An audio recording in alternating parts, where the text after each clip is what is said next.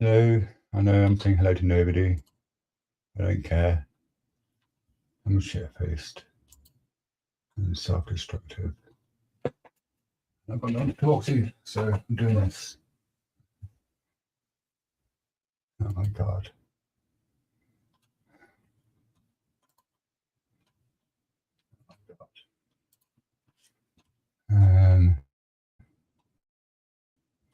Let's see, maybe if I pimp the stream out into Discord. I mean, I don't know. I'm not even sure if I should share this stream, to be honest, because I want to talk about suicide.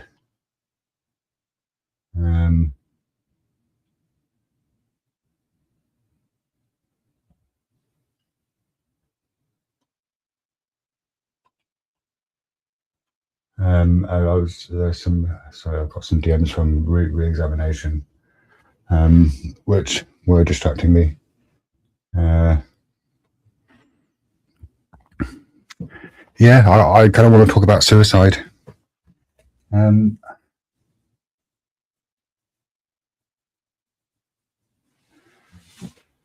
Now, this is, because I've been doing some thinking, mostly prompted by my state of mind, granted. But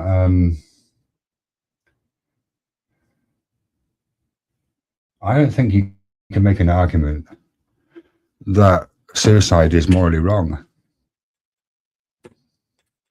I think that argument is would be difficult to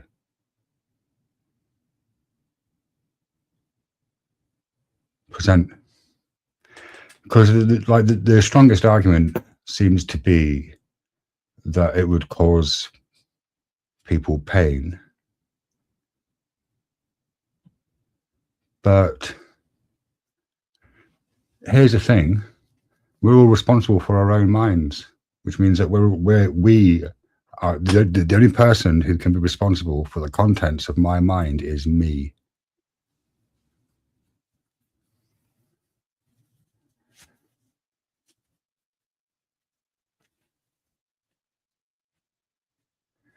And that's a stark view. I get it.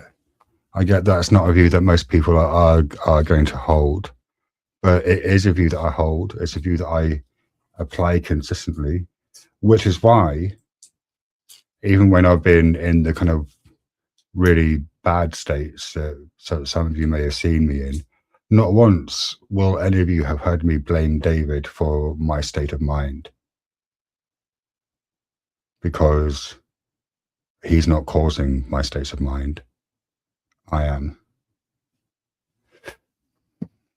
So it's if we take the view that people are responsible for the contents of their own mind, and it doesn't seem to me to be particularly cogent to argue that suicide is immoral because other people get upset about it.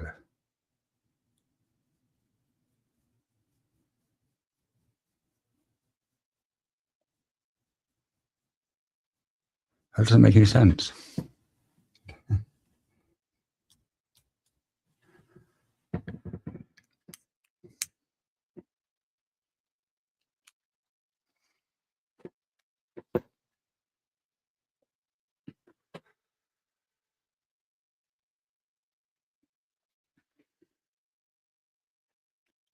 Suicide doesn't cause people to have painful reactions. The people themselves cause those reactions within their own minds. Hello, I could be.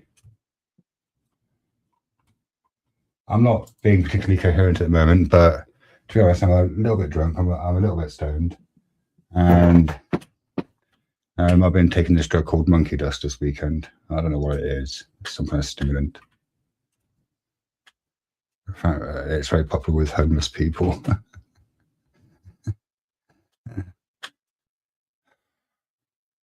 I mean, to be honest, as far as benders go, this is a vast improvement on 20 years ago. But this is kind of a bender.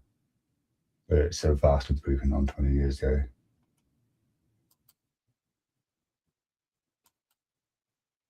Hello, Dark Side Deacons. I hope I've got that right.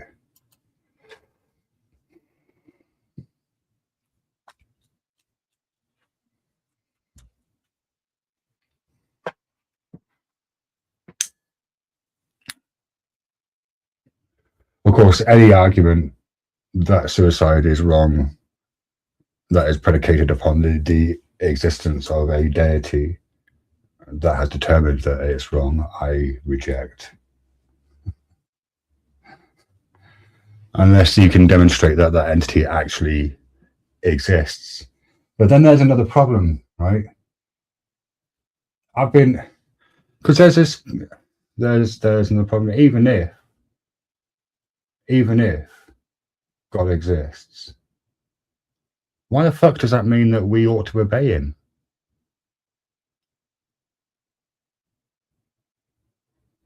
Like, just because he says so. But anyway, any argument predicated upon the existence of God, I reject, unless you can demonstrate, one, that whatever God it is that you're describing exists, and two, there's a reason why we should listen to and obey the dictates of said deity, because it's not at all clear to me why we should obey God. Like,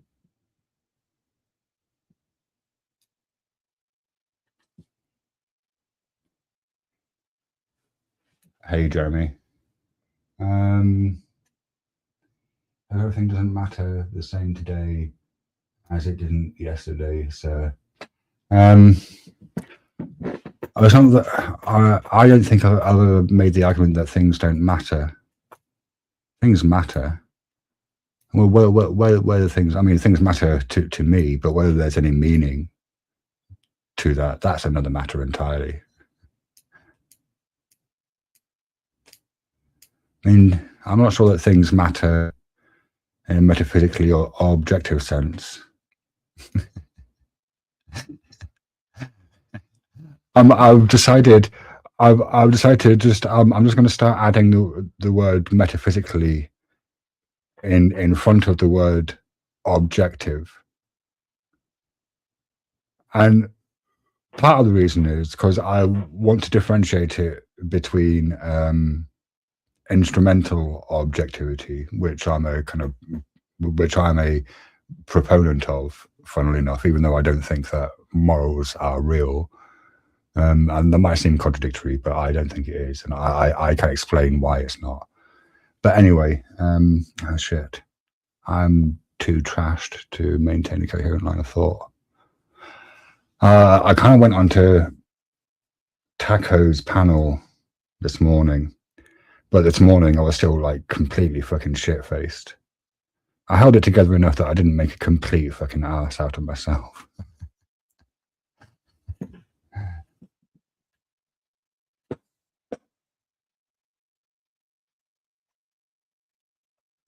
I mean, I suppose maybe people use the words matter and meaning interchangeably.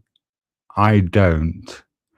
Similarly, there's a similar kind of pair of words that people seem to treat as synonymous, and I don't think that they are, and that's meaning and purpose. So the questions, what is the meaning of life and what is the purpose of life? Like, quite often in my experience, people will ask those two sentences, but they're asking the same question. But to me, that those are two very different questions being asked. No, I don't. What I do is I drink coffee in the morning. I drink a pot of coffee. And then that's it. My coffee consumption has dramatically decreased in the last 5 years. I used to drink like coffee all day long.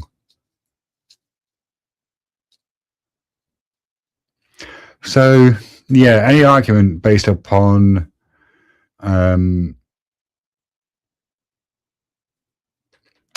God's existence, I kind of reject that as an argument against suicide, unless you can demonstrate that the God in question exists and that it ought to be obeyed.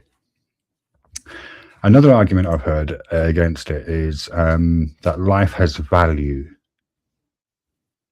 Now, if you're saying that life has intrinsic value, that seems to me to be a bold claim. I'm not even sure what you would mean by that. So the question then becomes, has value to whom? Like,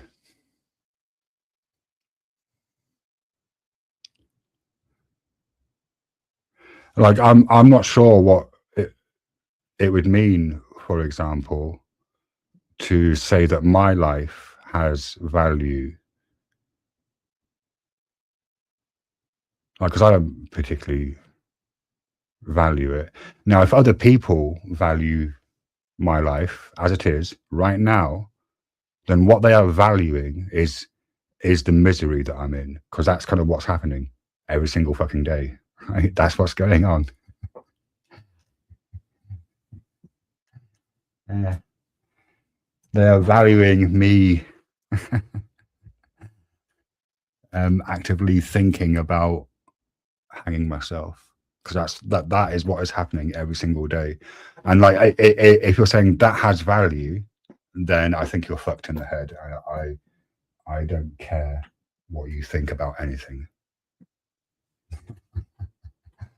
Oh my God, I'm not in a fit state to be talking.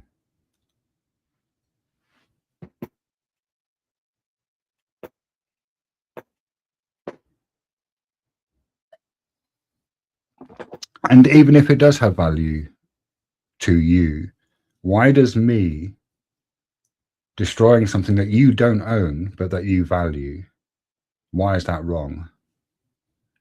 Because here's a question that I've been am I a quitter? Am I a runner? Yes and yes. Yeah, I'll own both of those. Next. Here's a question that I've been kind of thinking about since David killed himself, is and especially this came up quite strongly when I was sectioned. Who owns my life? And the question for you would be, who owns your life? Because it's not entirely clear to me that the rest of the world thinks that I own my life. It seems to me that other people think that they own my life. Now, here's one of the defining characteristics of owning something, is that you get to choose how that object is disposed of and whether it should be disposed of. You get to make that decision because you own it. Now, if you're saying that, yeah.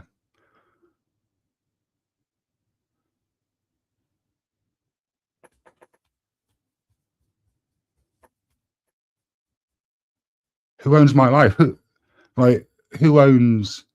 See, this is a question that I was asking the police officers as I was attempting to injure my arms with the handcuffs. Like, who owns my body? Who owns the sensations? Am I allowed to introduce any physical sensation I want into my body? It seems to me that I should be allowed to do that because it's my fucking body.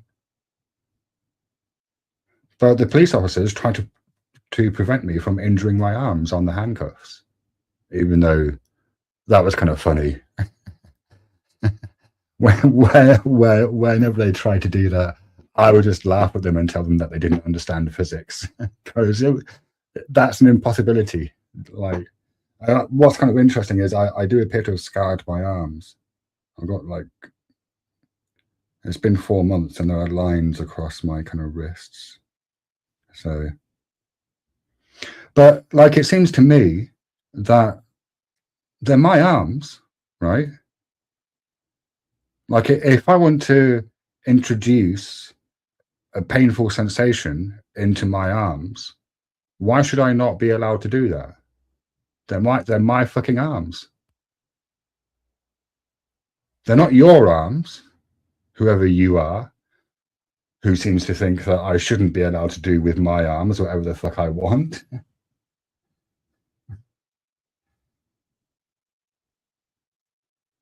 Exactly. I didn't create my life, Shelley. Neither did I ask for it. It was inflicted upon me. I had no fucking say in the matter. Do you know what's funny is people say that life is a gift. Well, a gift, if you're saying that life is a gift, but I can't choose to end it, then it's not a gift, it's an obligation. That's not a fucking gift. What the fuck?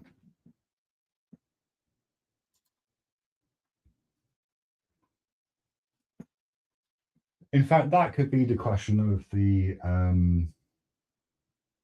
am going to maybe open this up. I don't know if anyone wants to come up because I'm in a fucking weird mood. I probably wouldn't recommend it, but not doing the suicide thing.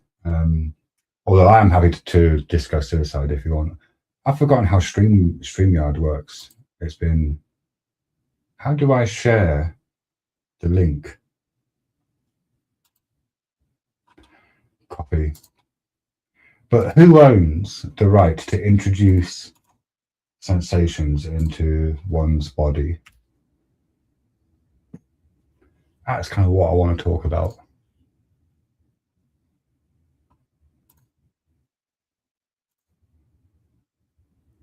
Like, if I were to go outside with a knife and start slicing my arm, then people would try and stop me from doing that.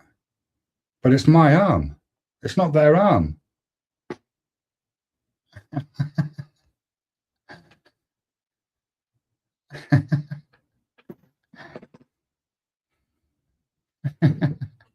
And even if I wasn't that kind of extreme, let's assume that I didn't go outside with a knife and slice my arm publicly, but that I did that at home. If I then went out, I would have to hide those scars, like those cuts, right? Because, like, say if like someone who is engaging in that kind of self-harm cutting, when, like, if someone in a position that they think is an authority position catches wind of it, then, you know, mental health teams and social services are kind of involved in an effort to stop this person from doing what they want with their own body, and introducing. And, you know, look, I kind of, I've never engaged in cutting. When I was a teenager, I lived with a lot of kids who did do that. The most memorable one was Alan. He was about a year or two younger than me, so 14 or so when I first knew him. And what he used to do, we lived in the same house in this sick units. There were probably like 20 of us in this house. And he used to take a biro pen, jam it into his forearm, and then he would score a groove up and down his forearm with the pen. Now, I get it. That's an odd thing to do, but it's like, and he was a child, right? So let's say, yes, it's appropriate to prevent children from harming themselves, right? But let's assume he continued doing that as an adult. I don't imagine like, I think he would probably end up being sectioned, right? And then the medical professionals would attempt to stop him from scoring the biro pen up and down his arm.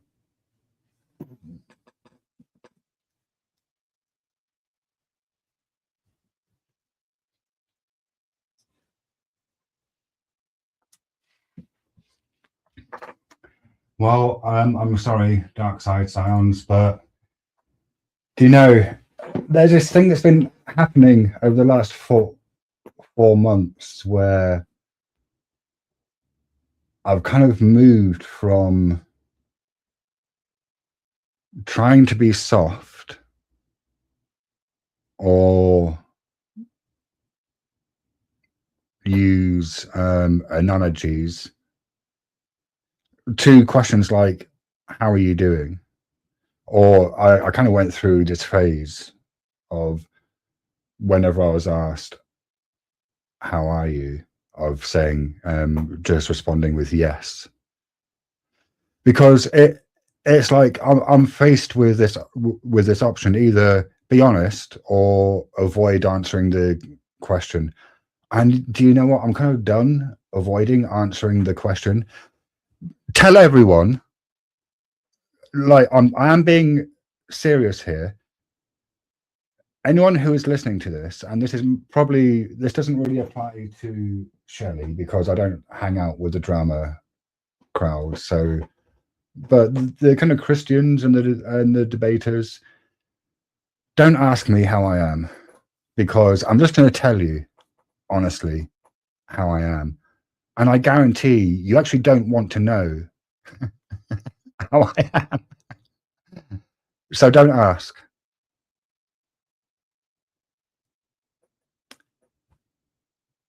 Do you know, it had never occurred to me before that I could actually just say, don't ask, because if you ask, I will tell you, and then you will wish that you hadn't fucking asked, because then you'll fucking know how I am, and I guarantee you don't want to know how I am.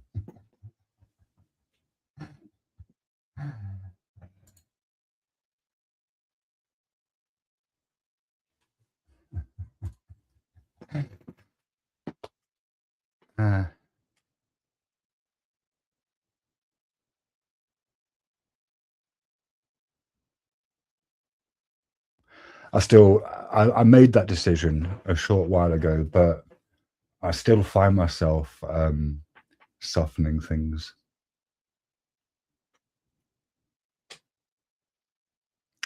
for the benefit of other people. Do you know, I was thinking earlier tonight. Well, the reason why I went live is because my mind is just going 10 to the dozen. I haven't slept in a couple of days, and my mind's just going overtime, and it was just driving me nuts. But one of the things that I've lost my train of thought now. It will come to me. I had this realization about something.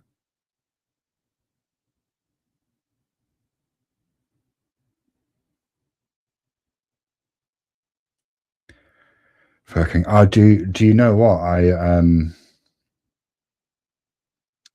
went on to this is an area where I seem to differ from certainly most secular people. So I went on to Taco's panel because I quite like that panel. I did start going onto it, but I don't know those guys very well. And when David killed himself, I would go to the channel, but I kind of felt it would actually just be really unfair of me to join the panel in the state that I was in, because we didn't know each other very well, and so it just would have been weird for everyone. And so I haven't actually been on his panel in about 4 months, I suppose. But I went on this morning, and I was kind of shit faced, and so I said to them, that I'd been up all night having sex and taken drugs, and rather than none of them said anything like, that seems a bit self-destructive, which is what it is. They were kind of like, oh yeah, that's cool, or words to that effect, based. And I didn't kind of respond, but inside I was thinking, no, that's not good.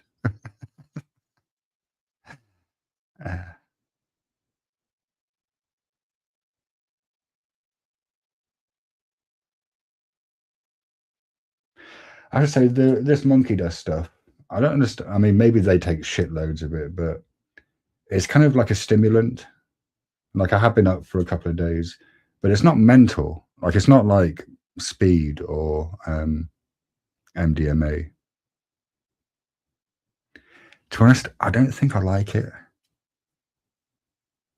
which is good, I suppose.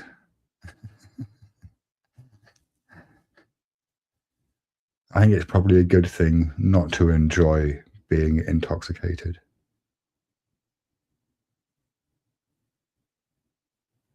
And by good, I just mean preferable for me.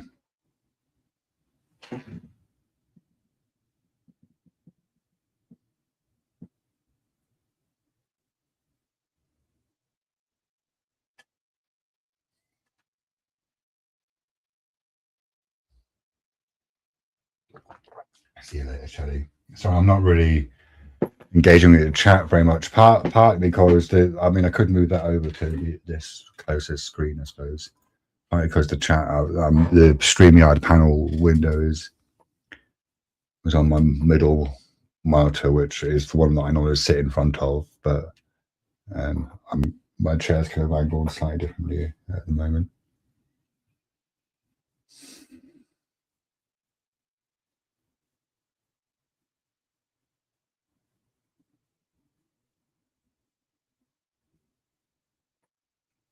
Of course, the main reason for me to assert, this has only just occurred to me, I'm such a fucking idiot. I think the main argument for how would I want to phrase this? That suicide can't be said to be immoral would be the J.L. Mackie error theory anti-realist stance, which is that statements such as murder is wrong, they are truth apt, but they are false because there are no objective values. And when he says objective values, I'm taking the word objective to mean metaphysically objective, not instrumentally objective. I think there are other types of objectivity. I should probably check out what those are. They could be interesting to troll people with in verbal combat.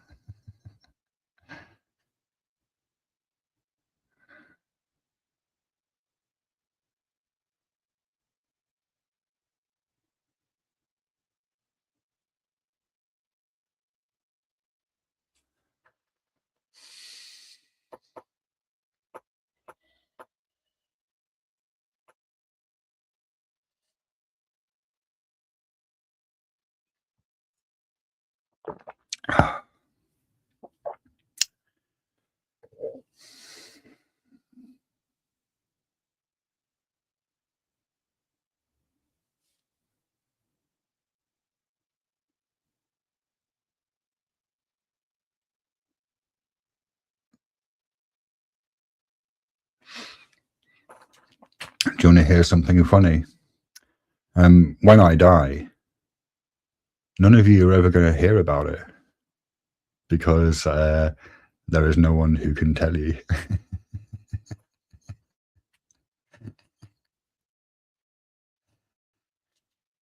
Man, it's kind of bugging me what that insight was. It was like a little mini realization about something. I suppose that's the danger of that's one of the downsides of taking drugs, is that it does make you stupid. Well, more stupid. Saying it makes you stupid implies that I'm not stupid when I'm not on drugs.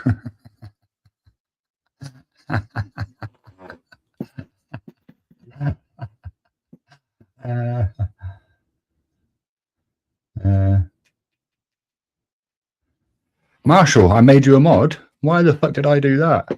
That seems incredibly foolish of me.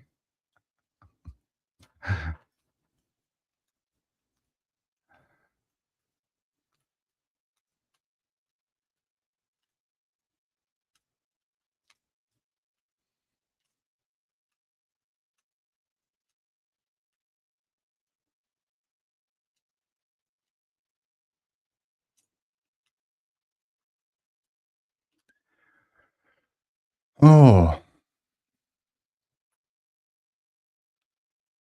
man, I used to be able to just speak about stuff for like an hour.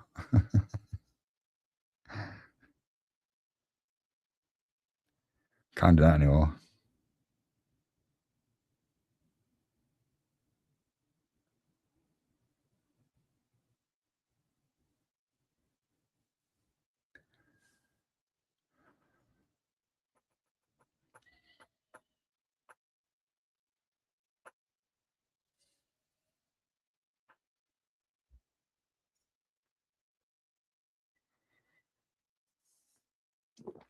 Your cell phone service sucks. We'll change to a different provider.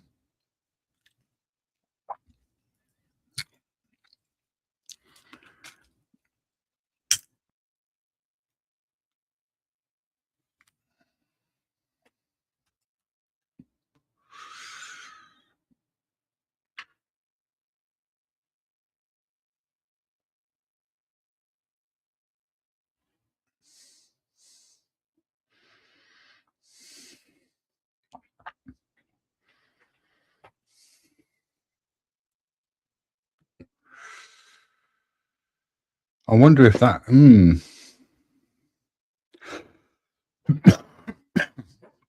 Another example of us not having the right to introduce any sensation into our body is the illegality of a large range of drugs. Now, admittedly, some drugs are illegal because of their because of secondary behaviors that might arise from the drug taking, such as theft or assault or various types of criminality. But I suppose the way that the laws work, of course, criminal acts of various types are already illegal, right? So what the law is actually banning is the right for you to introduce certain sensations into your body. If the government can tell you what you can and can't do with your body, does that mean that the government owns your body? Like, if the government can decide that you can't have certain sensations arising in your body, that's kind of mental when you think about it, isn't it? I mean, look, I kind of get it. I'm not saying that all drugs should be legalized. This is purely a philosophical line of thinking. Although I did recently hear about this thing in, is it Switzerland or Sweden? Maybe Sweden, where I hope I'm not getting this wrong, where they made heroin legal, and the net result has been an improved, because they had like a really bad heroin problem, like really bad, where people were just like shooting up in the streets and shit, right? And so the president or prime minister or whatever the leader of the country is called, they kind of initiated or spearheaded this policy where they were going to legalize heroin, and then I think addicts can get heroin from specific locations, and the addicts themselves aren't criminalized. Although I think if you sell heroin without a license, you're criminalized. And I think the net result has been a huge reduction in the amount of heroin consumption. So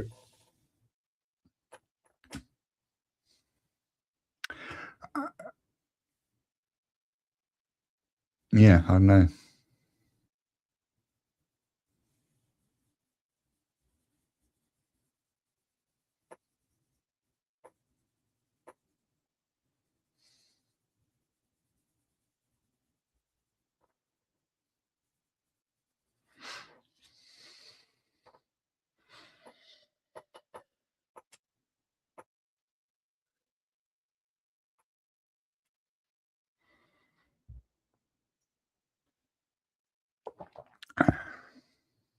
Man, I watched most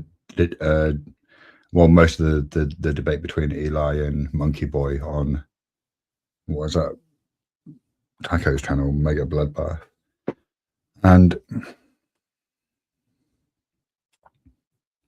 it seemed to me that what was happening in that debate was essentially the same thing that was happening in the debate between Andrew Wilson and Destiny, where Andrew Wilson was having a certain type of debate. But Destiny didn't pick up on that fact. And what Destiny wanted was a back and forth. And I think the same sort of thing was happening between Eli and Monkey Boy. Because, like, I get why Eli thinks that Monkey Boy was engaging in sophistry. And who knows? Maybe he is. But when I first saw Monkey Boy, and often paired with someone called Jack Angstreak, and I think there's somebody else called Mason, maybe. Like, when I first saw those videos, I thought they were just kind of like debate trolling. And then, but something kept drawing me back. I think partly because I didn't understand the questions that, or the, I understood the words, but like the arguments that Jack and Monkey Boy were making, like Jack especially, I just didn't have a fucking clue what he was saying. But you know, the more you learn, then the more you can understand. And I think there was one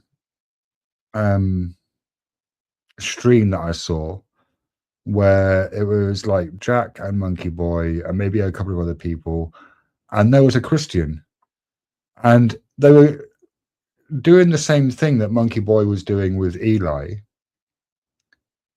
but it actually kind of helped this Christian dude strengthen his argument.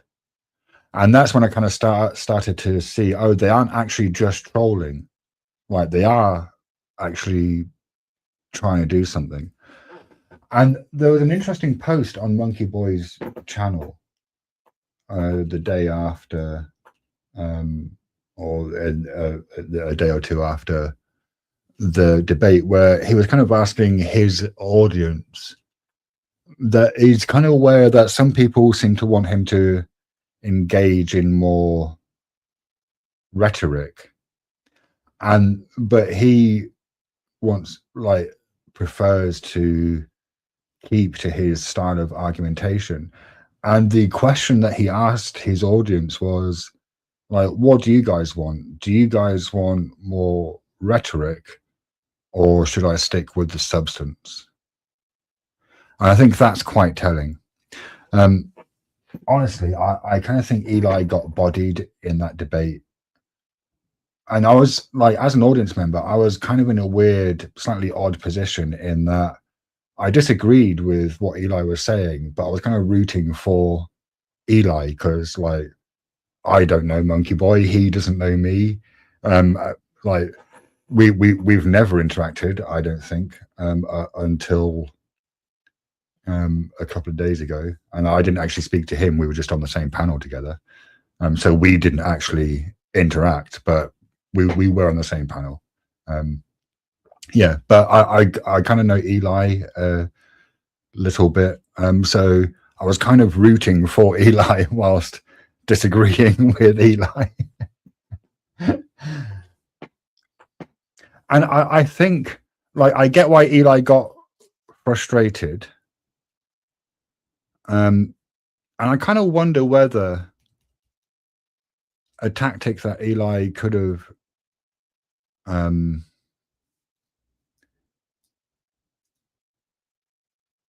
maybe tried was to concede the debate.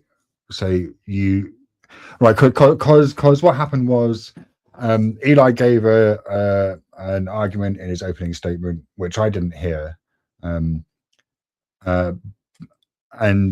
when they were starting the back and forth, that argument was referenced, and Monkey Boy immediately kind of said, "Yeah, that's modus ponens, like that's valid, right?" So then he read the first premise of that argument, and then asked Eli, "Okay, what's your argument for that premise?" And so Eli gave an argument, which is kind of like a wall of text response.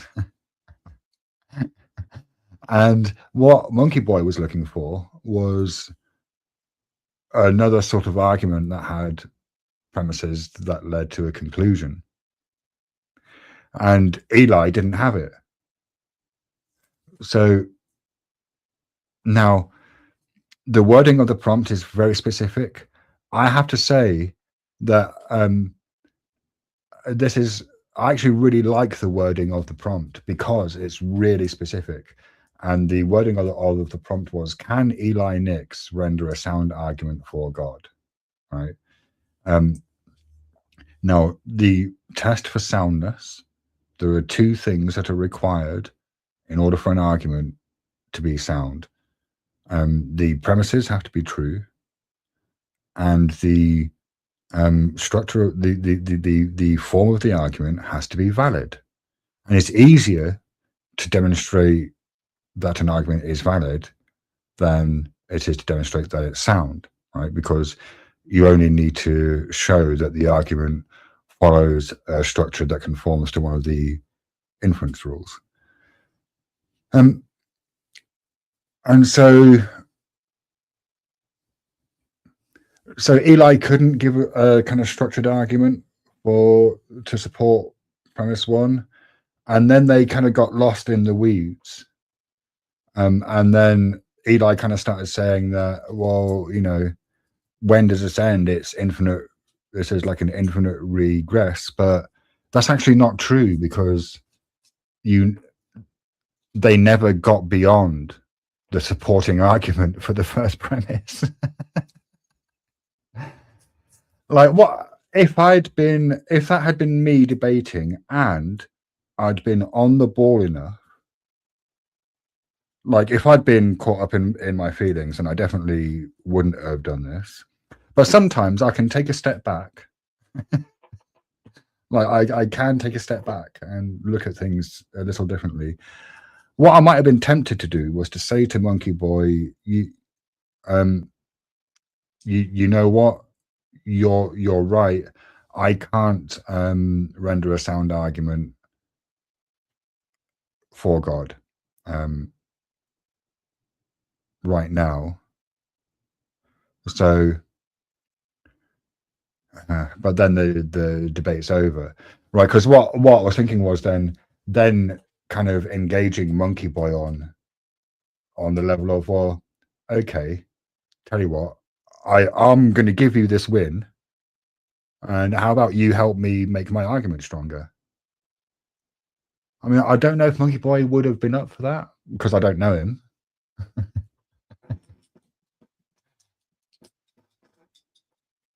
But I'm going to be honest, I do acknowledge that's an impossibly idealistic view of the world and the debate sphere. Because then, in my ideal world, Monkey Boy and Eli would have worked through Eli's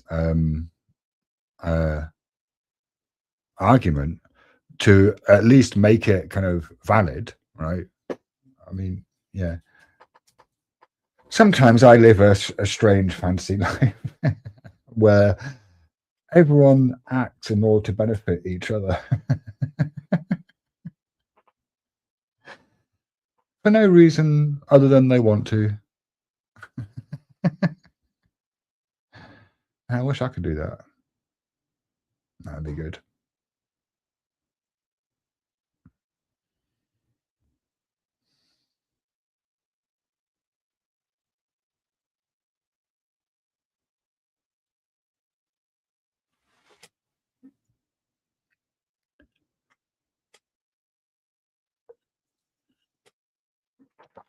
Actually, do I wish that? No, I'm not sure that I do right now. Like, I don't want to be a detriment to people, but I don't know that I want to be of benefit to people either.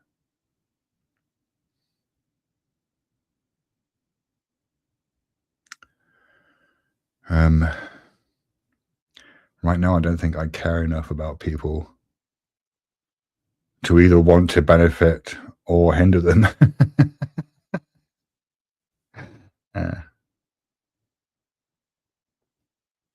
No, that's not true. That's not true.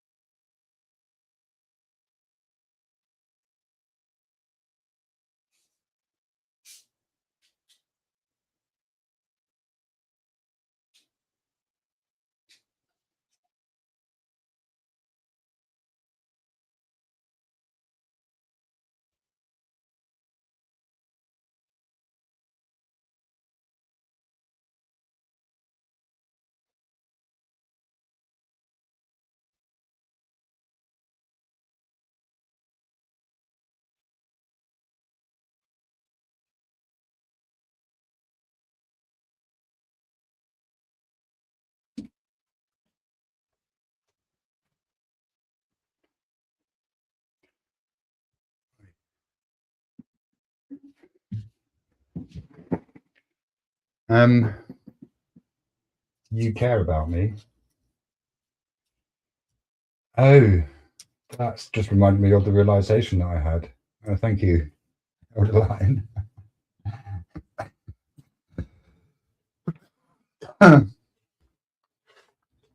Now, the problem with expressing this is that I do risk offending people because I had this thought occur to me, which was kind of a critique of a social convention that plays out whenever anyone has, I mean, I suppose any kind of misfortune, which is, I don't even know if I want to say this. No, I've remembered the realization. See, now here's the thing. Do you want to know how I test ideas? Is I speak them out loud to people, and then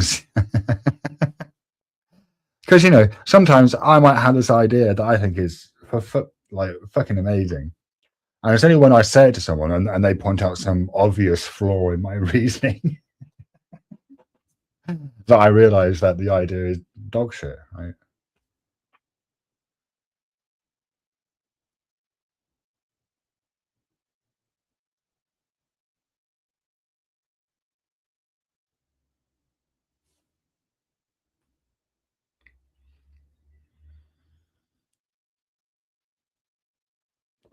Okay, fuck it, let's do it. So here's something that I realized, like, because I've been getting a lot of expressions of sympathy over the last 4 months, and the thing that I realized today is that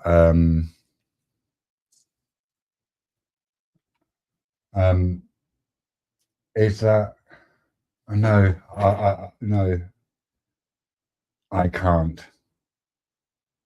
Here's the thing. I think that the thing that I want to say is true, but it's too open to misinterpretation. So I'd need to maybe think about it and nail the specificity of the wording. And I'm not in a state to do that right now because I'm kind of still trashed, right? Like,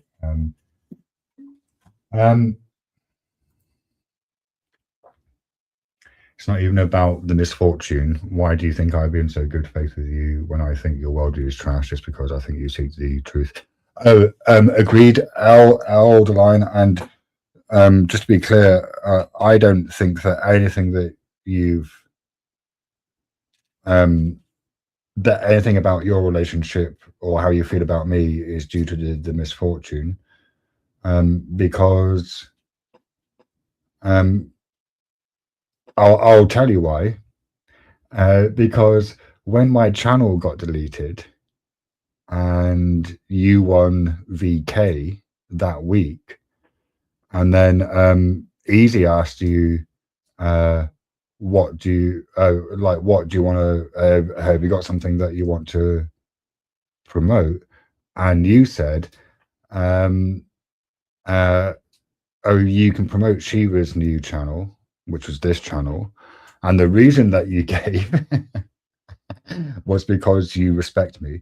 So, and that was quite a long time ago. So I've kind of known for a like I've kind of been aware for a long while that you're fairly well disposed towards me, even though you disagree with virtually all of my views. And similarly, I'm very well disposed towards you. I like you a lot, even though I disagree with. See, I'm not even going to say that I disagree. No, I do disagree that God is real, and everything that follows from God being real. Yeah, like, so I disagree with most of your views as well. But here's the thing. Maybe here's where we're both maybe a bit similar.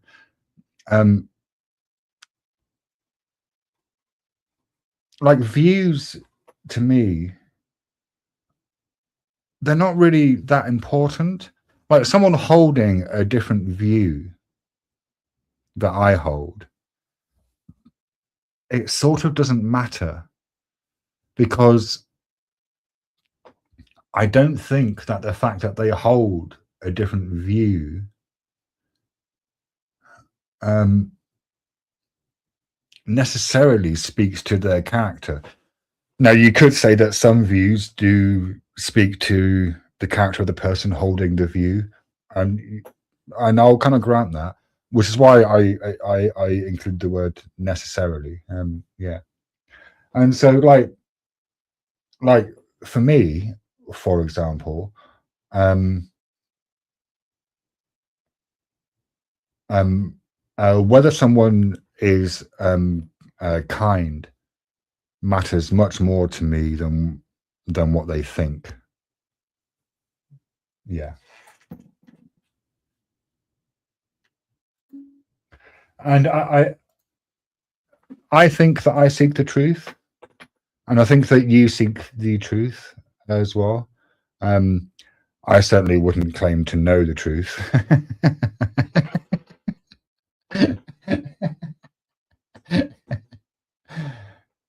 I don't even really know what truth is, to be honest. I've got, yeah.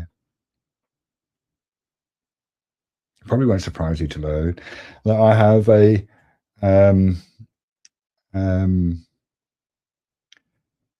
very compound view of truth. So I think truth can mean different things depending on the context. And so for most things, I apply the correspondence model. Like something is true if it accords with what's in the world, right? So if I say it's raining outside and it's actually raining outside, then that statement is true because it corresponds with the facts of the matter. But I think you can say that some things that we say are true don't correspond to a phenomenon in the world necessarily. And I think one of those areas would be mathematics. And so, like, I think that, and so what I tend to do with systems like that is apply the coherence model of truth. So within the system, something is true if it coheres with the rules of the system, right? And so we can say, for example, that 2 + 2 = 4 is true because of what these symbols 2, 4, plus, and equals denote. Yeah.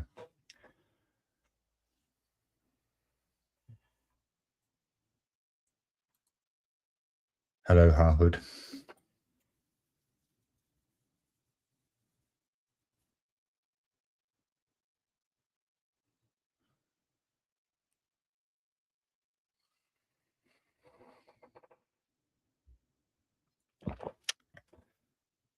I gave Eli a piece of advice on, I think it was re-examinations panel, which was I suggested to him that what he might want to do is to just prepare some supporting arguments for the premises of his main argument, so that when he encounters someone like Monkey Boy again, which is going to be rare, right? But when he encounters someone like Monkey Boy again, who says something like, and what's your supporting argument for that? He can then just bust it out.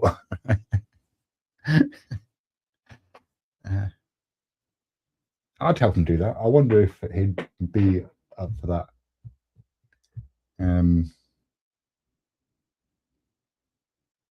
We could maybe do it. I wonder if he'd be up for doing that as a kind of project on a stream. I mean, that's a bit weird, right? It's a bit of a weird thing to do. But, you know, I kind of like Eli. And I don't mind making Tag or his version of Tag a stronger argument because, you know, Tag's a dog shit argument, right? And stronger dog shit is still dog shit. Like, so it makes no difference to me. But it would be an interesting intellectual challenge to make an argument that I don't think is true, like as strong as it can be. I like to the extent of, and this isn't necessarily to do as strong. I mean, it's saying it as strong as it can be. Is that gonna? I don't really want to get into the soundness of it, but I think I could maybe help re-examination, like, as his second argument, like he like said it to me, and it was like paragraphs, and it's like how the fuck are you meant to respond to that unless you break it down into individual premises? I wonder if he'd be up for doing that, because I'd be up for doing that, like collaboratively, taking his argument and then structuring it into premises, and then like making his supporting arguments, making sure that they conform to one of the inference rules so that they're valid. Whether they're sound or not would then be the subject of various debates, right? I'd be up for doing that if he'd be up for doing that. Or maybe send him a DM.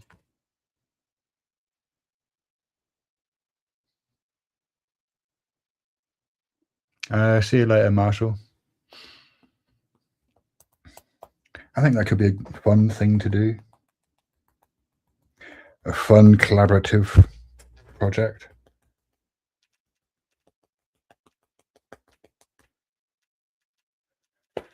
Be mildly distracting for a short while at least. And do you know what? If the net result is Eli comes out of it with a stronger argument, then that's all for the better. Because, yeah, I like contesting with strong arguments.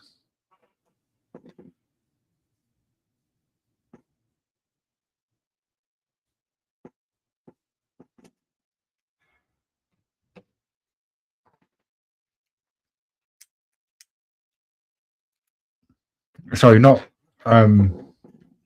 sorry, if I said re-examination, that was a mistake, purely because one, I interacted with Eli on re-exams panel, and also I've got re-examinations DMs to me open. Yeah, no, it's not re-examination. It's because he wasn't making the argument; it was Eli making the argument.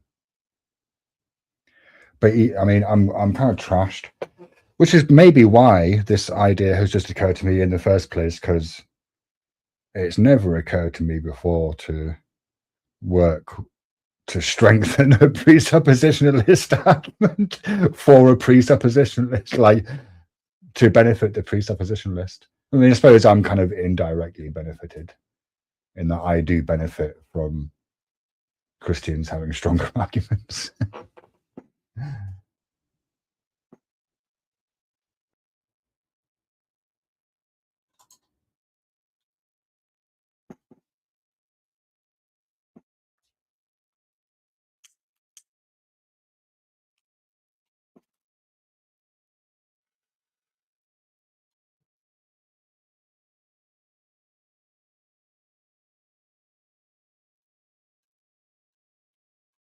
In fact, you know what?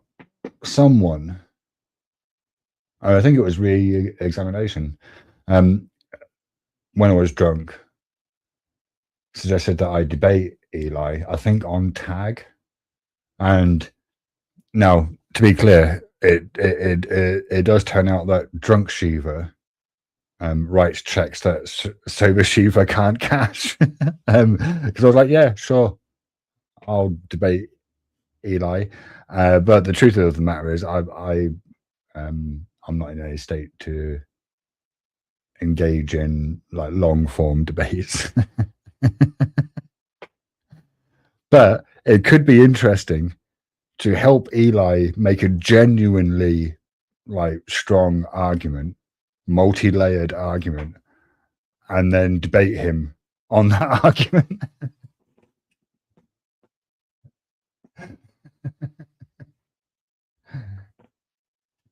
Well, no, that's not what I'm doing, Goon. No, because I think tag is the worst argument for God. Like, it's just so bad. It's so bad. There are much stronger arguments. No. What I'm going to attempt to do is to make Eli's argument the best that it can be, and I don't think that's the same thing as saying that's the best argument for God.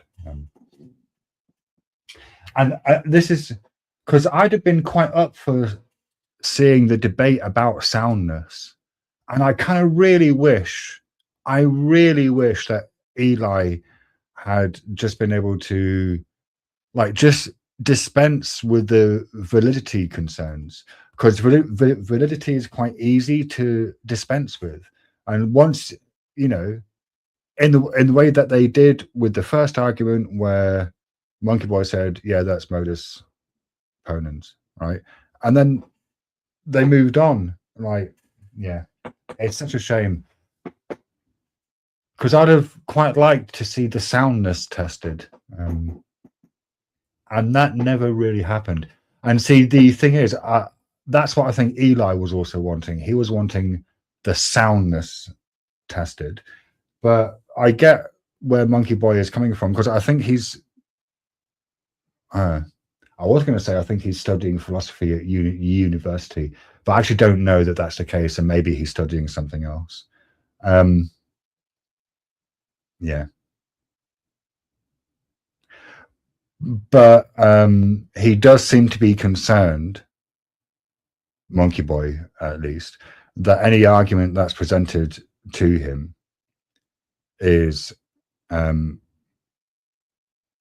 at least recognizable as an inference rule. And I don't know, man. I think, especially if you've watched his videos before, going into a debate knowing that that's what he expects and then failing to provide that, I mean, why would you do that? I wouldn't.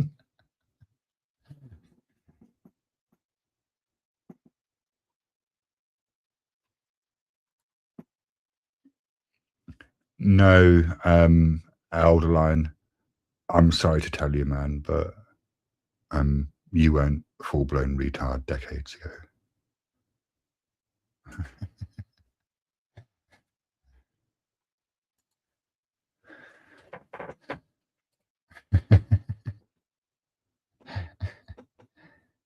My God.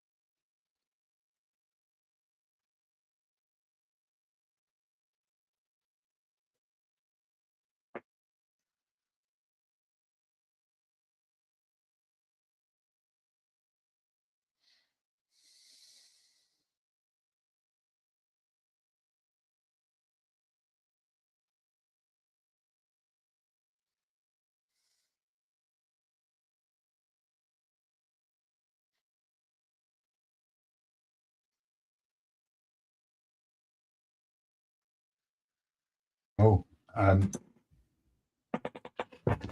person. Hang on, person. Hello.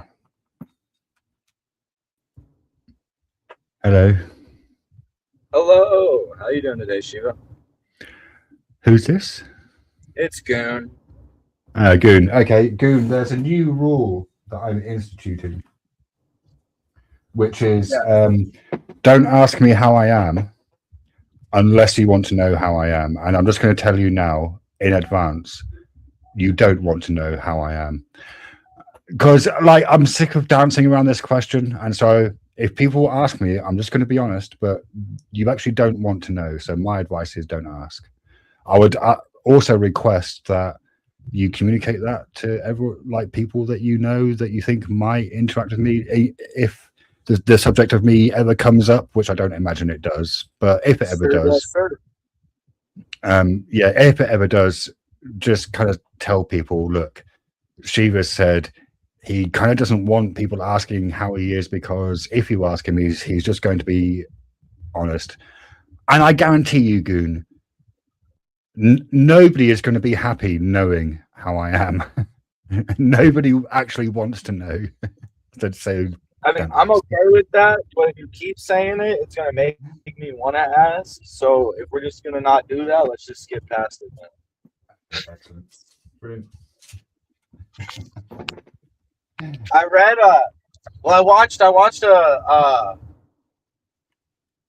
lecture by that guy you recommended. Who? J.L. Mackie?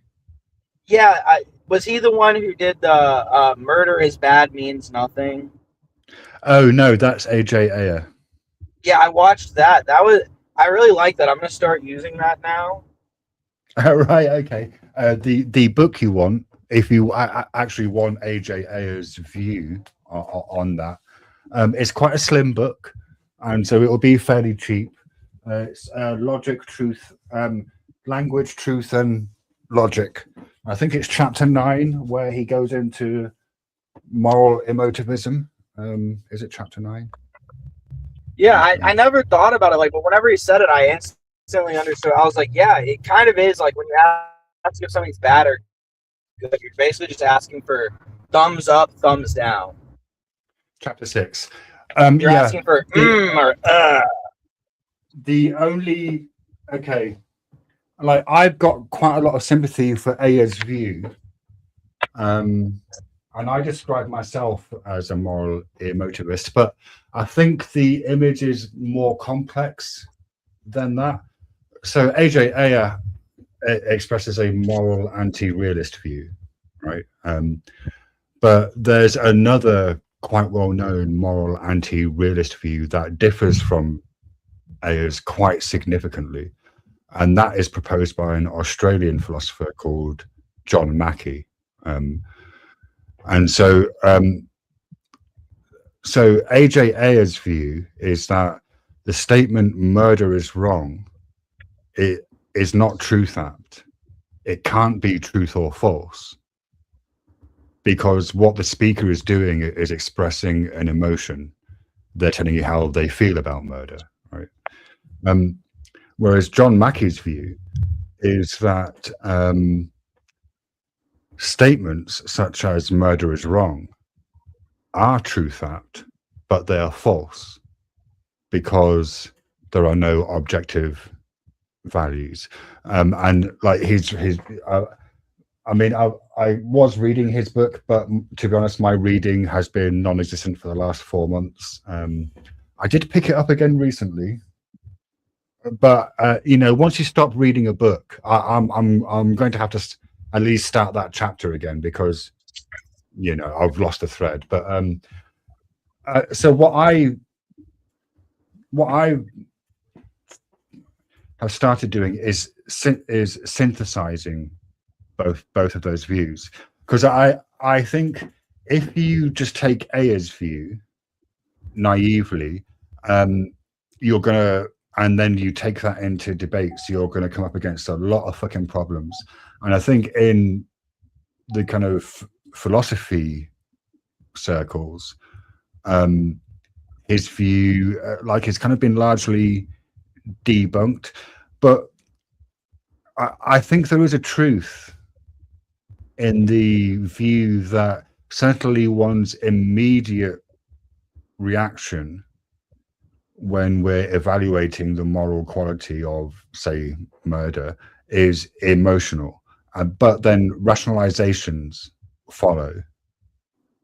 And so when people say murder is wrong, that's on the basis of their rationalizations. So those statements are truth apt, unless the person is an emotivist, in which case when they're saying murder is wrong, they are not making a truth apt statement.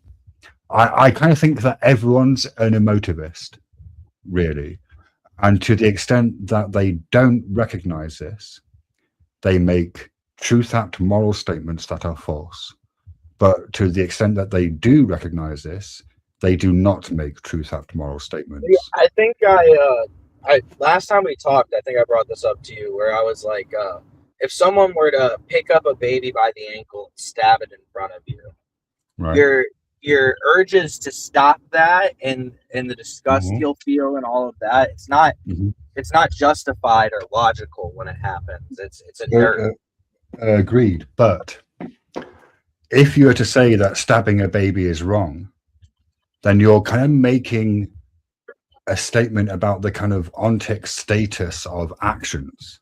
And this is like one of the things that Joe Mackey argues in his error theory is that if you say that there are objective moral values, then you're saying that actions have the properties of either ought to be done and ought not to be done, or not to be done, which would make them like this is called the argument from queerness being oddness, not gayness, right? But it would make them like metaphysically queer, because we don't observe those properties in any other phenomena in the universe, right?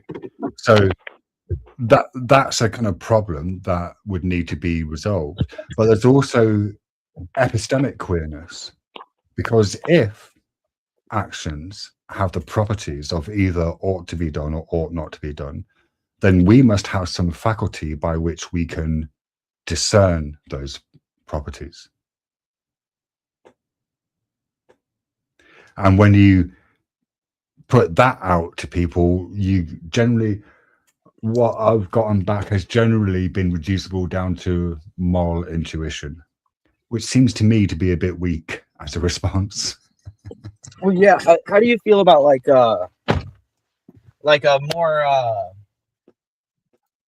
like an answer you would get from like a biological scientist, where it would be like we have DNA patterns in us that naturally make us like Right. go against these types of things, like the idea of watching a young of your own kind being murdered or something. Right. None of that says why you ought not murder your own young. Well, yeah, none of that. Like, and there are. So this is why I thought that that's such a good framework. It's not for just going. So then, therefore, murder is not bad or good. What I think it helps with is a lot of the times when people are saying, "Is murder bad or is murder good?" What you're wanting to do is you're wanting to come to an agreement upon something without making the argument. I mean, I suppose it depends on who you're talking to. Like whenever you're in a group, especially like a debate setting, and you're asking someone, "Can we get this set? Is this good?" All you're asking them is, "Are you willing to grant me this without me making an argument?" No, that's not. No. Because granting something in an argument is granting its truth, not its goodness, right? Like when I say I'm going to grant that for the sake of argument. What I'm saying is I'm going to treat that as if that is true, right? But that's the thing. I think like a lot of the disagreement lies in why it's being granted. Like I think why people think it's bad is probably what's going to be argued over. So then just skip to the agreement of we agree it's bad. It lets you get over the point of saying exactly why you think it's bad, and people figuring out if you have a coherent argument. One, no, there are. I mean, maybe some people do that. That's not why I grant things in arguments. It's normally because I think that if I grant this thing, then it leads to a later contradiction that I want to expose, right? So, and so that doesn't seem to be the same. I'm guessing that if I'm doing it for that reason, then a whole bunch of other people are also doing it for that reason. You could technically grant it too, and then still ask the question after. Like you could say, "Yeah, let's grant that murder is bad. Why do you think so?" But I just notice a lot of the time people are asking like moral questions like that without an explanation, it's because usually they don't have a good explanation. Or the explanation is because God said so.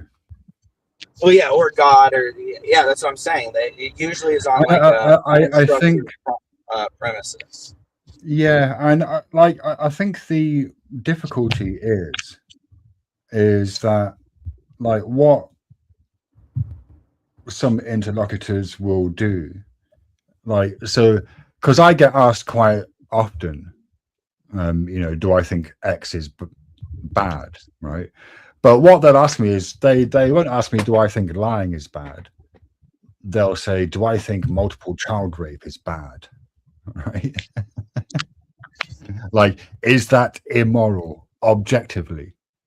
And then when I say no, then they pivot to he is a bad person. And like, I kind of find that really interesting. Like, because there's this, like, it happens all the fucking time. Like now I'm not saying that atheists don't do this. Maybe there are some atheist moral absolutists who do this sort of thing. I've seen Christians do this, shed loads, right? Where the argument moves from the truth of the premises to the quality of the person making the argument, as if those two are fucking related. Well, yeah, I've seen atheists make this out. The way that, like, this is how a lot of, like, the old school debate atheist crowd used to work. They would just do, like, they'd just be like, we're not going to argue over something crazy like, is murdering a baby wrong? Of course, we all know murdering a baby is wrong. Yeah, and I think that's bad faith. I mean, because it sort of depends. It sort of depends on. Sorry, I'm just gonna. Well, yeah, I mean that's why a lot of those people aren't in the debate spaces anymore. Is there's people who are willing to just push them on absurd premises, and they realize that these people are only good at arguing like sophist issues. See, what I've started responding to questions like that with is I've started saying things either, well, I don't like it, or, well, I kind of like it. Right. And like, because it, like, I kind of think, surely that's everyone's. No, that can't. No, I can't say that. That would be stupid, Shiva. Don't be more stupid. Try to be less stupid if you can. I know you can't. For fuck's sake.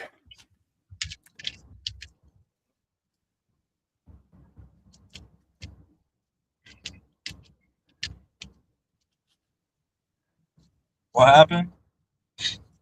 What happened was I was about to say something stupid, or I did say something stupid, and then caught myself saying something stupid, and then admonished myself for that. Hey, it's okay. Sometimes you gotta let the stupidity fly, and then backtrack. I mean, do you know what? I was, taking loads of drugs last night, and I've been drinking and smoking weed today, which are the same, as if they're not drugs, but I'm the stupid side of you is still you, No, it isn't. Do you want to hear something interesting? What? When I'm sober, I find sex dull, like just uninteresting, because maybe you're like asexual or something. Sorry? Maybe you're asexual or something. No, I don't think so. No, because it's like, no, it's like what happens is, like, I get horny and sexy times start, and I'm kind of into it. But there's a part of my awareness that is just kind of watching it, and then it notices that actually all that's happening is just sense impressions rising and falling, And then eventually it just gets to the point of, I'm kind of bored with this now. I kind of want to do something else. Now, see, the I thing can't is, say I've had that experience. the thing is that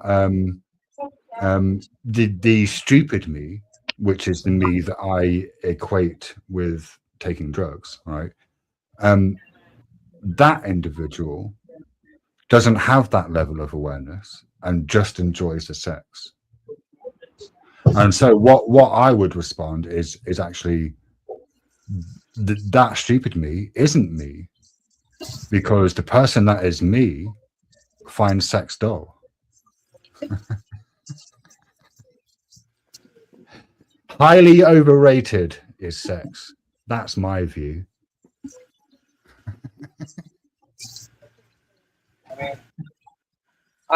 So that's a decent. So when somebody's like blackout drunk, do you think they're someone else, or do you think they're just showing signs of who they really are?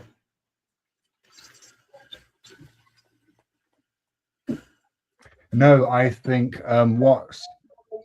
see, I mean, drunk is different.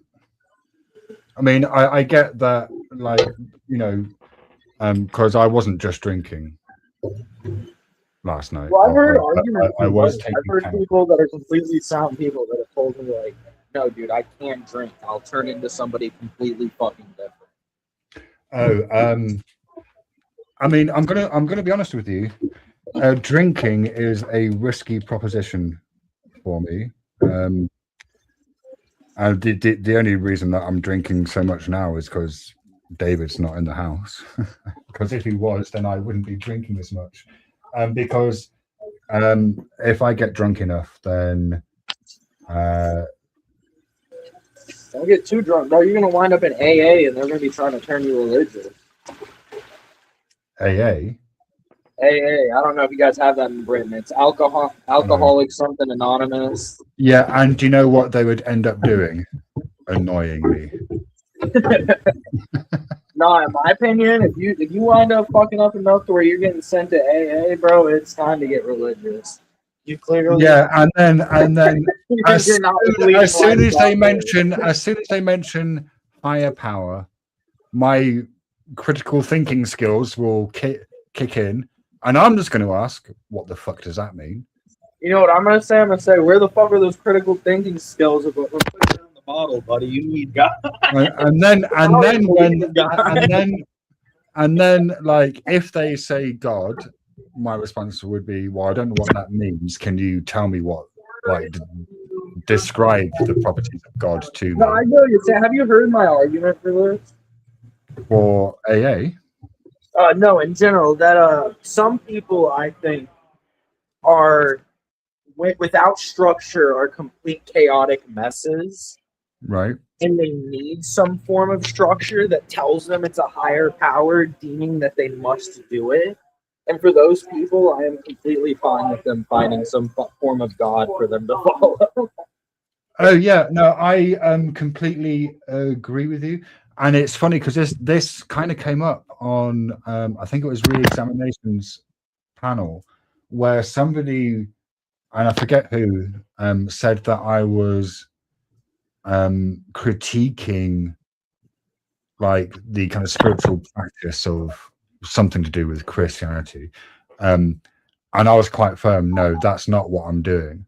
Like, because I don't think I've ever made any sort of claim that people shouldn't be Christians. And I have, in fact, quite often said words to the effect of, I think that for some people, it's probably good that they're Christians because it helps them be better people, and they get, they derive meaning, and like, yeah, and it doesn't. When you argue with them, you'll hear them say something like, "This argument's always been wild to me." You'll hear them say something like, "Well, if God's real, why isn't real? Why don't I just like kill people or do something crazy like that?" Well, yeah. I mean, yeah, okay, but I'm like, if that's your first impulse, if you realize there's no higher power deeming that you must do something like positive, then you should probably just keep believing there's a higher power telling you to do something positive. I mean, look, I don't have a problem with faith. It's just that when you try to convince me that your articles of faith are matters of fact or that they're true, then then I sort of think that you're inviting pushback then. So I'll attack the ideas, but what you won't hear me do is attack people for being Christian or Muslim or Jewish or any other religious. You were kind of touching on this earlier, and I think this is true, and I think everybody kind of to a base level knows this. Like, your political opinions, your religious alignments, they don't hardcore decide anything about Christianity. There's been enough dramas that we've all seen online from people on every single side getting exposed for being like scumbag, grifter pieces of shit. For us to all realize, like, your political alignment, your religious beliefs don't decide the content of your character.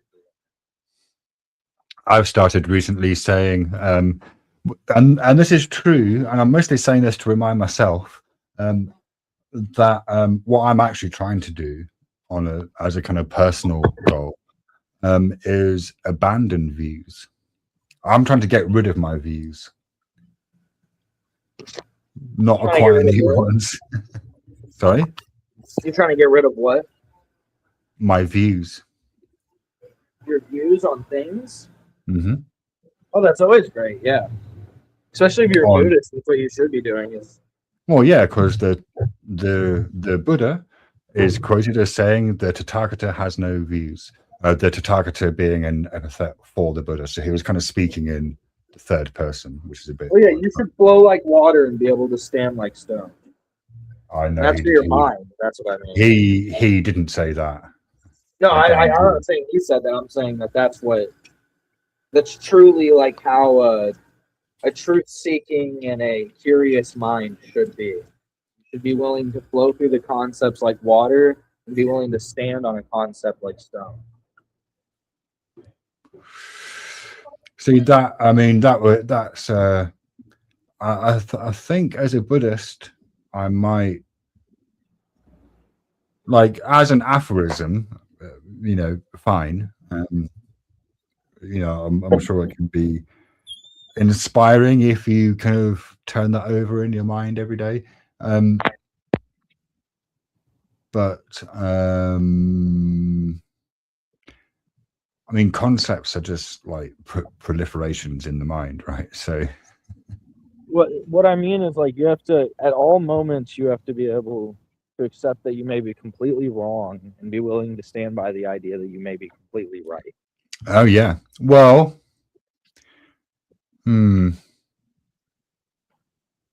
I don't really. I was going to say I don't really care about being wrong or right, but that's actually not true. But it is true. Ideally, I don't care about being wrong or right, but I'm a deeply flawed human, egotistical being. So, yes, I care about being wrong or right. But I don't think it's that important necessarily. I mean, it is in some contexts, right? Like, if you're building a nuclear power plant, it's probably quite important that your maths is right. Yeah, exactly. You have to be able, even in the face of doubt, you have to be able to stand by something that you think you've truly found that's true. But you have to also be open to the idea whenever people give you a different idea that you can flow through that. You can realize, you can either interpret it or realize you're incorrect and move past it. Being rigid and getting stuck is one of the worst things you can do. What I have started saying. Yeah, I'm sorry. I'm speaking in a lot of, like, I think you're getting the metaphors I'm using, but I can only really, like, communicate these ideas through metaphors. No, you're just choosing to. So well, you are understanding it, right? What I have started saying is I only know one thing with certainty, and everything else is a guess. Right? Like, because the question of knowledge comes up quite a lot, And I sort of realized the only thing that I can say that I know with absolute 100% certainty is that there is at least one mind that is having experiences, and that's my mind, right? And for everything else, I actually can't say, for example, Goon, that I know 100% with 100% certainty that you are a human being in some other part of the world communicating to me over the internet, right? I'll give it 99.99999999999 recurring percent certainty, but that's not absolute 100% certainty, right? Well, yeah, I agree with that. I mean, what do you think the whole point of the movie The Matrix is? It's not like just to entertain the audience. well, yeah, but like no, the concept of a simulation being our reality, it's not disprovable. I'm not sure that's what the point of the Matrix was, but okay, that's No, but true. that's It's like- not. There It's is not. no, you're right. On a level, you can't prove that anything is real except for what you can't even like your own what you're experiencing isn't even real in the way that it's actually happening. It's your interpretation of it. It's Well, I mean, and then you don't even know if your own mind is guided by just yourself. What if there's influence? right. I mean, look, like, and to be clear, like, for so I suppose what I kind of practice or what I kind of hold is a type of like pragmatic epistemic humility. So, because people keep like Christians keep asking me to ground like fucking knowledge, right? But it occurs to me that that's only like I don't really know what that means. And when I think about what I can claim to absolutely fucking know, right? Well, it's that there is one mind, and that's mine, or at least one mind, you know. So when have you come to this conclusion? In the last year or so. Yeah, 'cause Like I feel it- like when I first started talking to you, I said something somewhat similar to this, and it seemed like you were a bit taken aback by the idea of it. Because I Maybe. said something similar to that. Because JS was like, "Well, what do you truly know?" And because he was like, "I don't think anybody knows anything." And I was like, "Nobody does know. Nobody knows nothing." And I was like, "There's just guesses and guesses on what we think is." Well, I smart would disagree with JS in that I know that there is at least one mind that is having experiences, and I know that with absolute certainty. Well, It's yeah, the only thing that I know with absolute certainty. but do you truly even know you're just one mind? Well, no. I mean, it sort of depends. Are you suggesting that I might be more than one mind? You could be. I don't know what that means. Let's Like, say, what does that mean? let's say there is an idea that this is like a simulation or Right. a collective of experiences. What if you're a cultivation of all the properties that make you that are actually distinct different properties? I'm When about to blow combined your together, mind. They kind of I'm act like about a to- Power Ranger and I'm control about to blow. I'm about to blow your mind, Goon. what? I think I can demonstrate to you that everything that you experience is a simulation. All of it. Well, it could be. No. I think I can demonstrate that it is, not that it could be. Okay, what? Okay, great. So let's reduce this down to one sense, right? Because I think it applies to all senses. The same principle applies. The individual mechanics might differ. And in terms of this, let's call it a thought experiment. When I first encountered it, vision was the sense that was used, and it's the one that I've used ever since, right? But it applies to all sense data. Okay, so if we look at vision, what we have, let's assume that the world is real and that objects in the world are real, right? There's an object in the world. So when we see the object, right, what's happening is this. There's the object and there's light. Light hits the object, bounces off, enters the eye, impacts the retina where there's an inverted image, right, because of the crossover of the light. Then that inverted image is converted by the rods and the cones into a kind of neurochemical code that's then sent to the Yeah, dude, I already visual know. You cortex. told me this before too. Right. So, but everything that you experience You also look through through a the tiny senses. dot. Only like 15% of whatever you're looking at is actually distinctly being depicted. Everything else is a visual blur that gets worse. Right, for but them. you do understand that what this means is that all of your sense data, like everything that you are experiencing Yeah, it's a construction. in That's the why brain, it's like colorblind people and right? shit. So it's like so it's a simulation. Everything that you Basically. experience is a simulation. yeah, because behind it is like physics and hard math that our eyes are just interpreting. Well, and also presumably objects in the world, right? I mean, Well, yeah, exactly. It's all of this like actual stuff that's linked to actual equations and shit that like all. How do I explain this?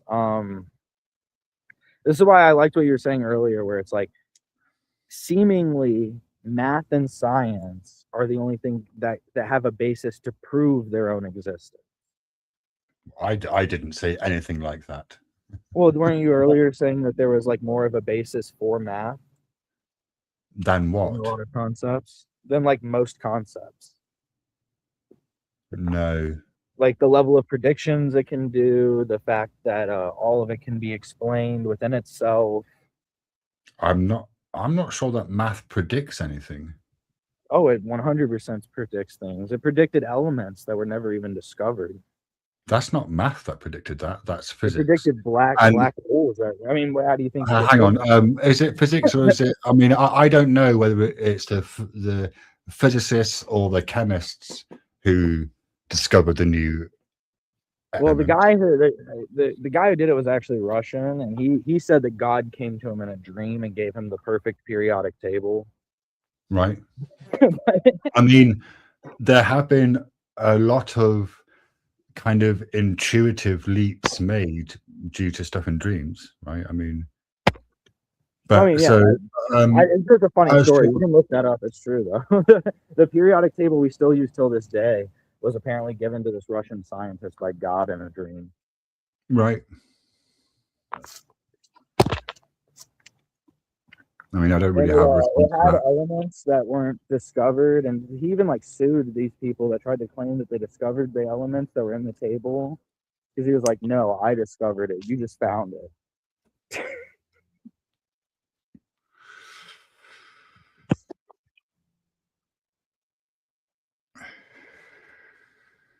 But that's less like, I wasn't even trying to do like a weird God thing there.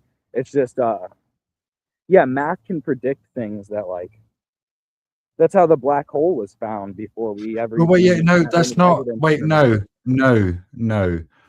Look, I think if you were to say that scientists make predictions and that they use math in the making of those predictions, that like math is part of those predictions, I would agree with you.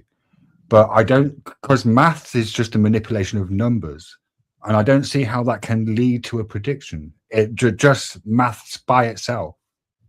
Like what does 2 + 2 = 4 predict? And it seems to me that the rest of math is just more complicated versions of 1 + 1, right? I mean, no, I'm not a mathematician. I retract that last statement. So, I don't know what I'm talking about. yeah, I have some example. When Einstein worked through his, there's this thing you can look up called the A constant. It was what he called his biggest blunder because he could never understand what the A constant was supposed to stand for. It was a variable that he found while working through his equations that made a lot of things make sense when he was trying to calculate for it. Later on, whenever we got ability to find dark matter, do you know what dark matter is? No, because we don't know what dark matter is, but I'm aware that there is dark matter. But although it's mostly dark energy, that is the majority of this stuff. Well, yeah, it's speculated to be roughly around 24%. And when they plugged it into Einstein's A constant, they found that the A constant actually was the rough calculation for how much dark matter was in the universe. Okay, and Well, what does that mean? I mean, he didn't even know what it meant, but the A constant was illuminating. It was a prediction of what was to be discovered. And it was just found through the working of an equation. So well we hit him, the guy who did it didn't even know what it meant. But it was there. Okay, yeah, no, you know, I'm kind of bored of this conversation, so I'm just gonna. That's fine, we can switch. I'm just gonna say that you're right, mostly because I kind of can't think at the moment. No, I'm kind of. I could be wrong. No, fuck you. You're right. Shut up.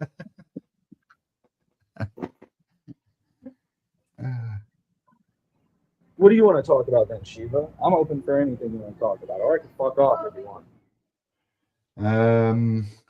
Well, when I opened the panel up, I said that I wanted to talk about whether we have the right to introduce whatever sensations we want to into our own bodies. And if not, like what does that mean? Like, it seems odd that I can't, you know,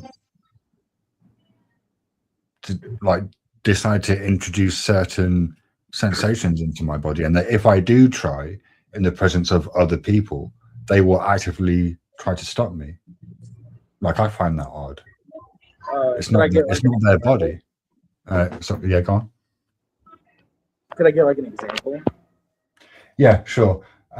So when I was arrested, the police handcuffed me, and I decided that I was going to use the handcuffs to injure my arms, and the police officers rather foolishly tried to stop me from doing that.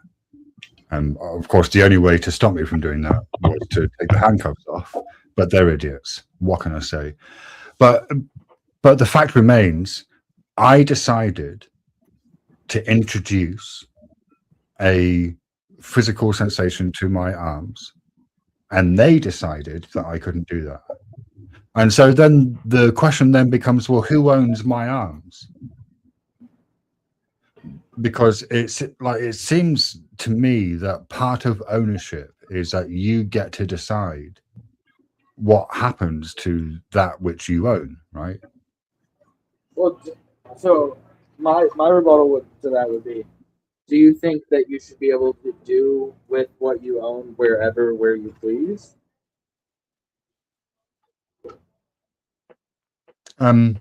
I think as long as what you're doing doesn't cause others harm, injury, or loss, then I don't see a problem with that.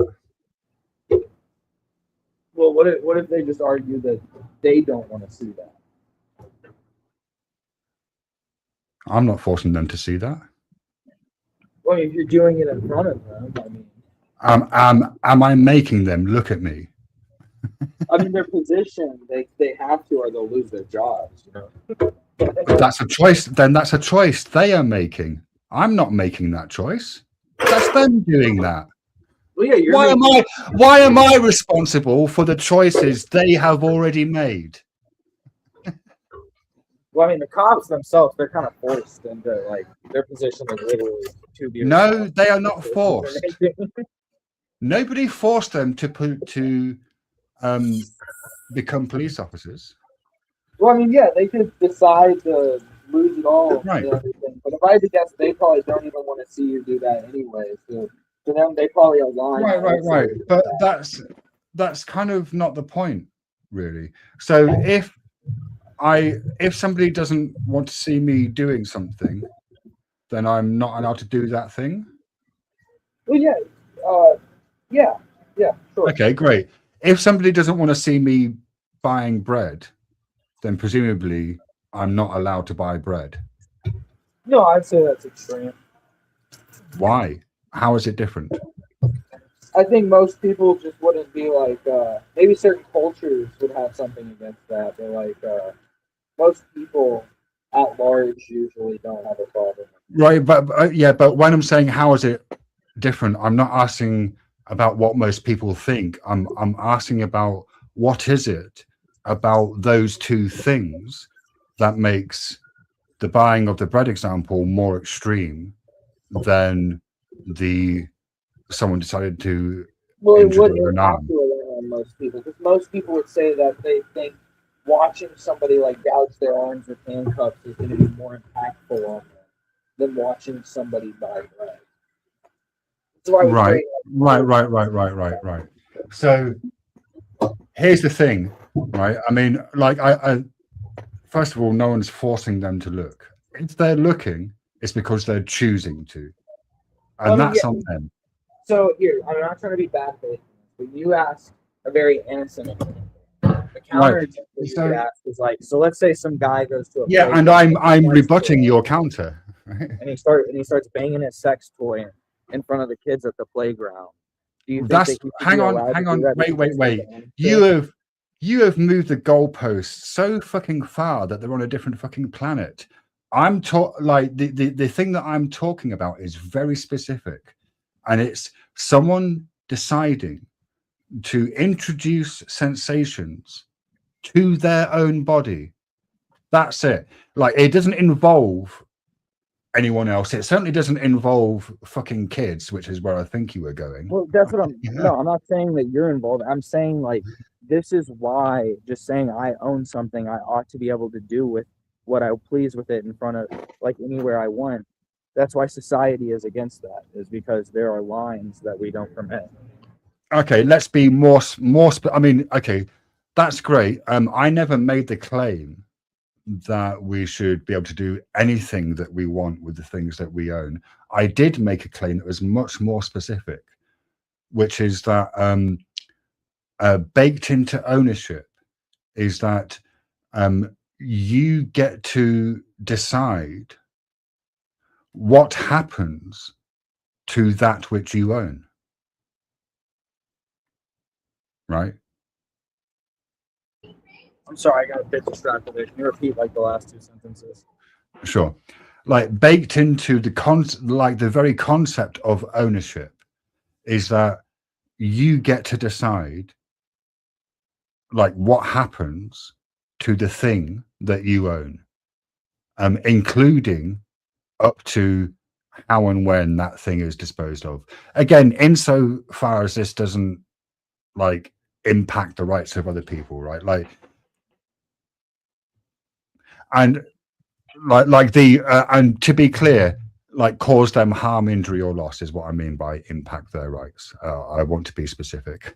Well, yeah, but that's what like some people would argue is them seeing that causes them harm.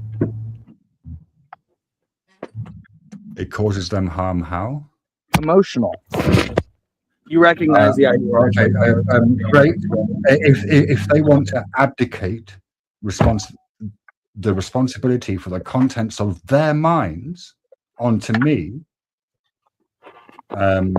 then no, I reject that responsibility. I am not responsible for the content of another person's mind because it only occurs in their mind. So you're against all of. Wait. Similarly, nobody else but me is responsible for my mind, right? Only I can be. So you're saying emotional damages should not exist? As a legal concept, no. I'm not like, I mean, that's a legal concept. I'm not discussing the law. That's like an entirely different fucking discipline, man. Well, if you ought to be responsible for your and also, I'm not discussing the philosophy of law, like, because I'm not a fucking lawyer. Well, no, but listen to it. So if you ought to be responsible for your own emotional damages. No, it's not the wait. It's not ought. It's not ought. It's impossible for anyone else to be responsible for your mind, goon. It's impossible. Kind of. I mean, how do you think Not parents? right. It kind of means yes. It's impossible. So is this like a nurture versus nature argument now? No, like, and I get. See, the thing is, I do say this a lot. Like, and I've like now the reason why is this. No, the reason why doesn't matter. No, it sort of does matter. It was important for the safety of those around me that I took complete responsibility for my mind when I realized that all of my actions are preceded by mental events. And like nobody else, like it's impossible for anyone else to have that responsibility. And so similarly, it's impossible for me to have any like responsibility for the contents of your mind. Only you can, because it's your mind that's doing it. It's not my mind that's doing it. Well, I think like there's almost like a societal contract that happens where we all kind of have a small amount of responsibility for each other, and the closer someone gets to I absolutely reject any contract being imposed on me that I haven't agreed to. It's in the nature of contracts that you have to agree to them. Go out and they live in the wood. I mean, live in temples and shit, right? Like it's because they want to get away. They notice that there are those social contracts. Right. Sorry, are you saying that if I accept some social contracts, I have to accept all social contracts? To a society you're in, to some level, to certain people, yes, these things can, like, depending on who you're with, the group you're with, the areas you're in, these things could change to some levels. But like, yes, these will always be over looming. You don't have control of when they're going to come to you. I mean, look, it seems to me, and I mean, maybe I'm perhaps being unduly influenced by my Buddhist views here. Am I being unduly influenced by my own views, Goon? No, I think like you're realizing that this is the wall that you're hitting. So to have a no, sorry. You think I'm hitting a wall? Oh my God, no, that's definitely not. Well, I'm saying if you were with other Buddhists and you said like, right. I wish to hurt my wrist with handcuffs. If you were in a true monkship where all of them truly believe that shit, they'll probably tell you like, I mean, if you wish to go out there and do that to yourself, that is of your own. But it's like we aren't in a Buddhist. No, they would largely try to persuade me against doing that, and they would make various. Well, they might make arguments, but they would argue that it's your decision. Correct? They would say you. Oh yeah, of course. Like you could. But I mean, look, it seems to me that if I want to introduce a painful feeling into my arm, that I should be allowed to do that. Well, I think like that's kind of a hidden concept in a lot of our societies. That's why a lot of teenage kids do this in the privacy of their bedroom. It's because nobody stops them if they're in the privacy of their bedroom. Well, yeah, but even if you do it in the privacy of their bed, if they do it in the privacy of their bedroom, if outside of their bedroom, other people discover that in the privacy of their bedroom they've been cutting their arms, perhaps because they failed to adequately hide the cuts one day, right? Yeah, you can get, like, then other people will intervene, right? Yeah. So yeah. Well, like I get what you're saying, and you could have a. I'm going to perspective change one word in what I present to you, right? Oh well, no, and I was going to say, and then I think you would agree, but actually, you probably no, it's not enough. Okay, but it's like if I were to say to you, I should be able to introduce any pleasant sensations into my body that I want. Would you disagree with that? No. Why?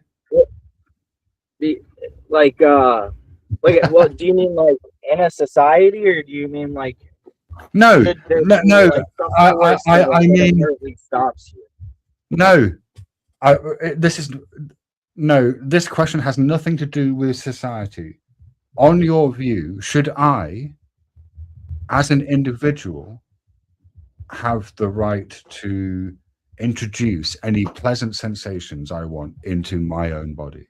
Like, say, to stroke my arm because of the pleasure. Like if I was voting on that? No, this isn't about a vote. When I say on your view, like I'm asking you what you think, I'm asking your opinion.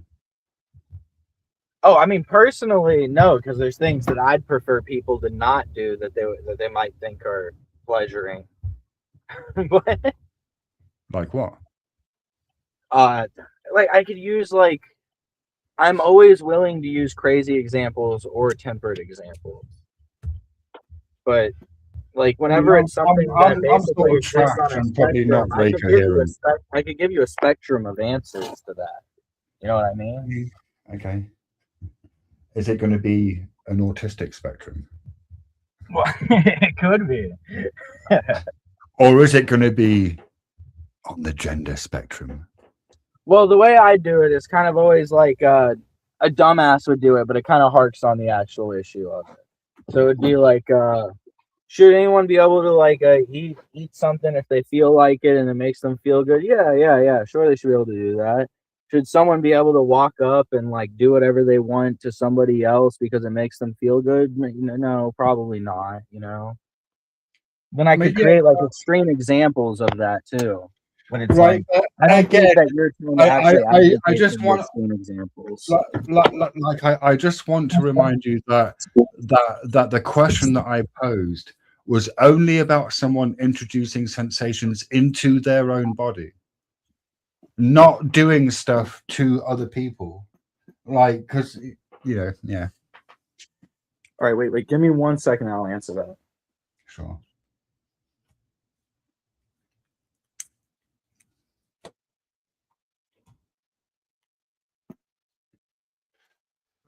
Do I have no duty other than to myself?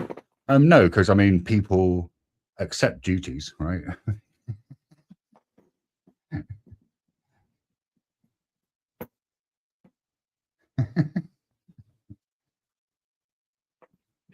You know, and like I suppose some duties arise just as a consequence of your actions, maybe. So, like, for example, I would say that if you have a child, then you probably have a duty to raise that child, right? Like to feed it and clothe it and house it, and like try to teach it how to behave appropriately in society.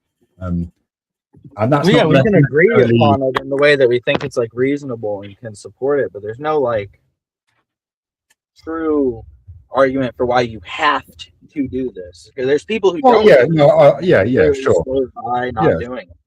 Right, yeah, sure. But the question that Joe was asking me was, do you have no duty other than to yourself? And my initial response was, well, no, because people accept duties, right? Well, yeah, that was my argument earlier. I get what you're saying with the kid, but that's what I think in a society it kind of extends all the way out, weaker and weaker, but it does extend. So, I mean, if I see somebody walk in the street, they're about to get hit by a car because they're not paying attention, I'm going to try to help them. I don't have like a.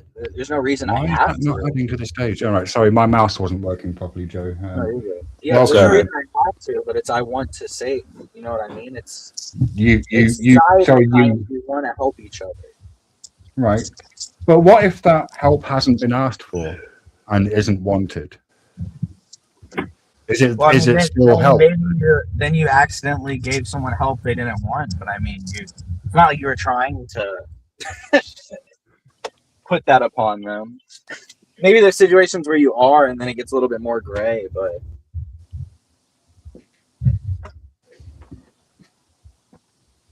So hopefully Joe's come up to start a race war. Actually, good what's topic. up, Joe Cool? What's going on, man? It's been ages since I've done the race war gag. No, and I love to indulge with you. My heart ain't in it today. You guys are having a good conversation. Thank you. And Yeah, I mean, I don't think I've ever you know, talked to you before. It's nice to meet you. thank you. Nice to meet you as well. And you're giving really good arguments up here, man. Like that last one he just did. You help a motherfucker without them asking. And Shiva asks, is it really help if you perform it without them asking? And I think at least it could be. Perhaps not even in most cases, but it could be. It is help. It's just unreciprocated help. what if your help is antithetical to all of the goals of the individual that you're helping? Then it's one of Are you those then cases helping where them? it's not helpful, but you could help him and he said, I don't want help. And it could I would help. argue, yeah, in that case, then it's kind of both. It depends on perspective. Like whatever the perspective is on it. At one hand, you're trying. It is help, but then on the other hand, this is somebody that's literally detrimenting your goals. They're kind of your rival now. Like, I'm not sure it matters if I'm just trying to help a guy. It doesn't matter what, right? He's what, his my goals are. When in this instance, I'm clearly helping him without his wanting to. So, I And gotta look, and just to be clear, I sort of think nobody can really help anyone else. All we can do is support each other in helping themselves. But colloquially, I'm all for people helping each other. I'm not arguing against people helping each other. I would argue I you don't think even- you have a duty, Steve, just from knowing you as long as you have. You're too fucking No, Joe. urgent. Joe, I am eschewing my duties. Who do I have a duty to? I think that you have a duty to enlighten these knuckleheads, bootlickers, chimpanzees, cavemen, No, I don't. whatever you want to call them. No, I don't. It's an impossible task. Well, Why should you I- spend why a lot should of I- time refining, crafting your wordsmith skills to communicate with these people. If it's not important, you spend a lot of time sharpening your communication skills. I agree with you. I have wasted. My a man. lot- Is that what I said? Is that what I said? Look, Joe, you came up and you said you're not really having a great day. I mean, neither am I, to be honest. I'm not having a great year, but shit. So that's kind of influencing my style of argument. Well, Yeah. it might be influencing mine. I lost my brother a few days ago. So Then this is the I first would- panel I've been on. I would imagine that you're in quite a painful state at the moment. It sucks. And I know you just yeah, I went know through it. I it's feel what's I mean, safe but coming up here. I'm still gonna say it. Sorry for your loss, man. Thank you for that. You have no duty Oh to my say that. God. I'm Oh. kidding. Okay. Oh my God. I see. I You am have gonna no have to- duty to comfort me, but thank you, sir. He Thank isn't you, comforting kind you. sir. Okay, right. This was the realization that I had. It was about that very interaction. Because, okay, what's been happening over the last 4 months is I have been receiving a lot of expressions of sympathy. But what I realized today is that none of those expressions of sympathy benefit me in any way whatsoever. Right? Yeah. The individual that derives the benefit from the expression of sympathy is the individual who is expressing the sympathy. It's only half. And right. then, right, no, yeah, no, but Joe, here's the closer. You seal the deal. Right? What happens is every time someone says, I'm sorry for your loss, and some kind of expression of sympathy, and I get, like, I'm not criticizing them. I get, like, it's a kind of natural human response, right? But then I say thank you, and then what I am doing is I am giving them something. Me saying thank you does nothing for me. We agree, but that's not the only way they contribute to you. I've just been going through this. I'm going through this right now, and all of the condolences and letters and phone calls I get, even though I, tell people I don't want to talk and try and be of short words and all of that shit. And there is the moments when it made me feel that I'm not alone. That was a big benefit, right? And I'm very glad for you. You say, no, I am very glad for you, and that's why I laughed. That was a sympathetic joy laugh. Yes, but there are people who say that stuff, Shiva, because they relate with whatever the person's talking about, what they're going through. I suppose I'm going to be honest. My experience has been very different because it's like people say, "Oh, I'm sorry for your loss," and it's like, okay. It took me a short while to actually work out that the kind of socially appropriate response is just for me to say thank you. Like once I worked that, but it was probably like a month. What about this one? Because I'm so on the uptake. Trouble. People how are you doing? Oh, Joe, that's the rough one.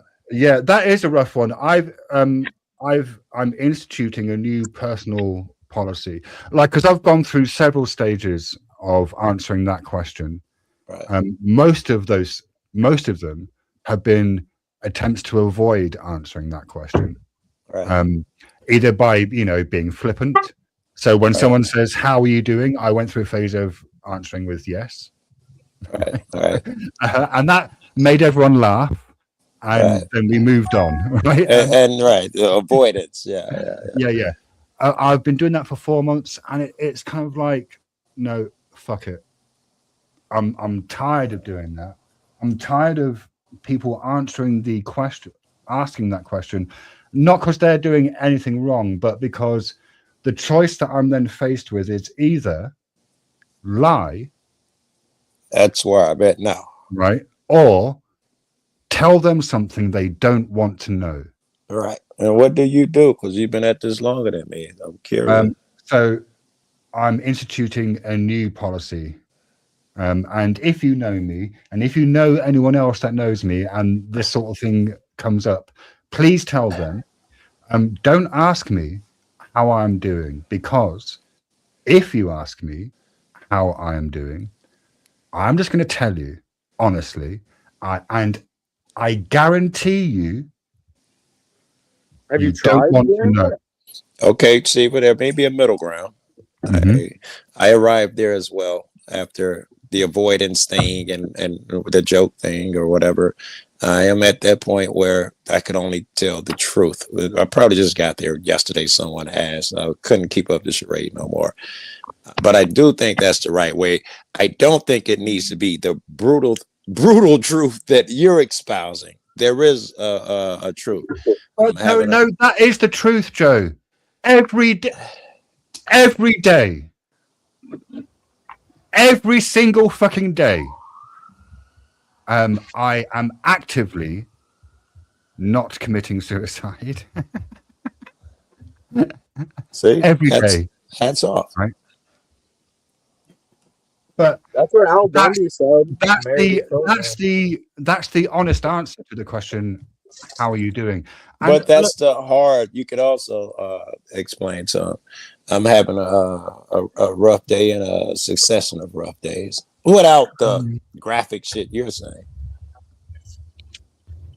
Yeah, I've been. That's actually right. That's what I was gonna say. Is have you ever just tried being like, it's been hard. Like I have trouble. I don't know if I'm gonna get over this. Yes. To be honest, I mean, yes, of course I have. I have been saying that sort of shit for the last 4 months. It's only today that I'm saying, look, if you ask me how I'm doing, I'm just going to fucking tell you. And you don't actually want to know. Like, it's not going to make you feel better. It's not going to make me feel better. It's not going to benefit either of us. But if you ask, I'm just going to be fucking honest. Well, when you would say that, what were people's responses then? Because you were saying that you were saying thank you. Sorry? You said that you were saying thank you. What are people's responses whenever you're saying this? Oh no, this is a different topic. This isn't the expression of sympathy topic. This is because Joe said he's been having difficulty with the question, "How are you doing?" Which I've been having difficulty with that question for quite a while. You said you've been telling people that it's hard. What are their response to you? That's what I'm asking. Like when you say this. That's been my response. He didn't say that. I say that's what I've been saying. It's hard. Well, he said he's been saying that for 4 months now. He's been saying. Oh, okay. I've been saying all sorts of vague shit in response to how are you doing. Like I've either been vague or I've been kind of jokey, and these have been kind of phases. Or I've like there was a kind of phase where I was saying I can't answer that question. Like and so, but generally, these have all been attempts at kind of sparing the person who's asking me Agreed. how I am from having to know, because that's then a burden on them, right? 100%. There's no way around it. If I answer that fucking question that you're asking, is going to ruin your day. I agree with you, Shiva. You don't really want to hear what I got to say. Right, and it's like so. I agree with what you were saying like, earlier, Joe. You can minimalize it while still like conveying to them. I know I'm sick of minimalizing it. Do I have to minimalize it for the rest of my fucking life? How long? Well, how long do I have to fucking cater to other people just endlessly? It's like, yes, please. Look, you know what? I'm just going to lie on the pavement here so you can walk on me continuously. Like, how long? Okay, but you realize how absurd it's going to be if somebody like walks by you and they go, "Oh, hey, how you been, man? How's your day been?" And you're like, "I want to die. And kill you in the process." God yeah, damn. but I mean in that kind of instance, you're right, Goon. But that isn't what's happening because, like, to be honest, the only people I know are the people on these panels, and I know that when they're asking how am I doing, they are asking that in full knowledge of what's happened, right? Right. It's just our trained response to do when someone we don't really know. But yeah, I know I would have got up here and probably said something. Like if like I bumped into someone that I hadn't seen in ages, because in the UK, like it's an automatic question as a greeting. Oh, how are you doing? And I would do this socially acceptable thing, right? But I mean, I think maybe I'm just expressing I'm so sick of the question. I don't know how to answer it. That's why I'm sick of it. I don't know how to dig it. And I come to ask you. Well, sorry, Joe. It out. I've got nothing for you. You got nothing, man. I got nothing. Oh my God. We're on the same path, man. I've decided that I can't lie, and I think Goon, I think that's what you said his name is. There is a middle ground where I can be honest and not be the darkest me. Right now I'm content with that. Right. And I think it spares them, Sheev, because we're worried about how they're gonna respond. We don't want to give them the whole darkness. I think it spares them and they can understand when they're looking at me and I tell them it is a horrible day. The only thing I can say good about it is less horrible than the day take before. yourself out of you struggling now and think about times that you and people around you have realized other people were struggling. And it might not be because they said something crazy, but like they communicated something like that and you realize you're like, damn, he's really going through something. she's really going through something. Right? Yeah.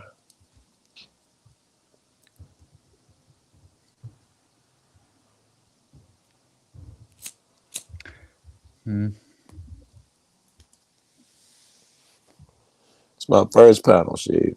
I mean, eventually, the sense impressions will cease, and I can't fucking wait. Someone told me, Shiva, my nephew would say this is what someone told him when his he had a loss. I don't want to get all emotional. It was a kid. He lost a kid, which is horrible because he's younger than I am. But someone told him that at one point, when that name is mentioned, you will think of the good times rather than the bad. Maybe far off, hard to see right now, but a smile will come to your face rather than pain.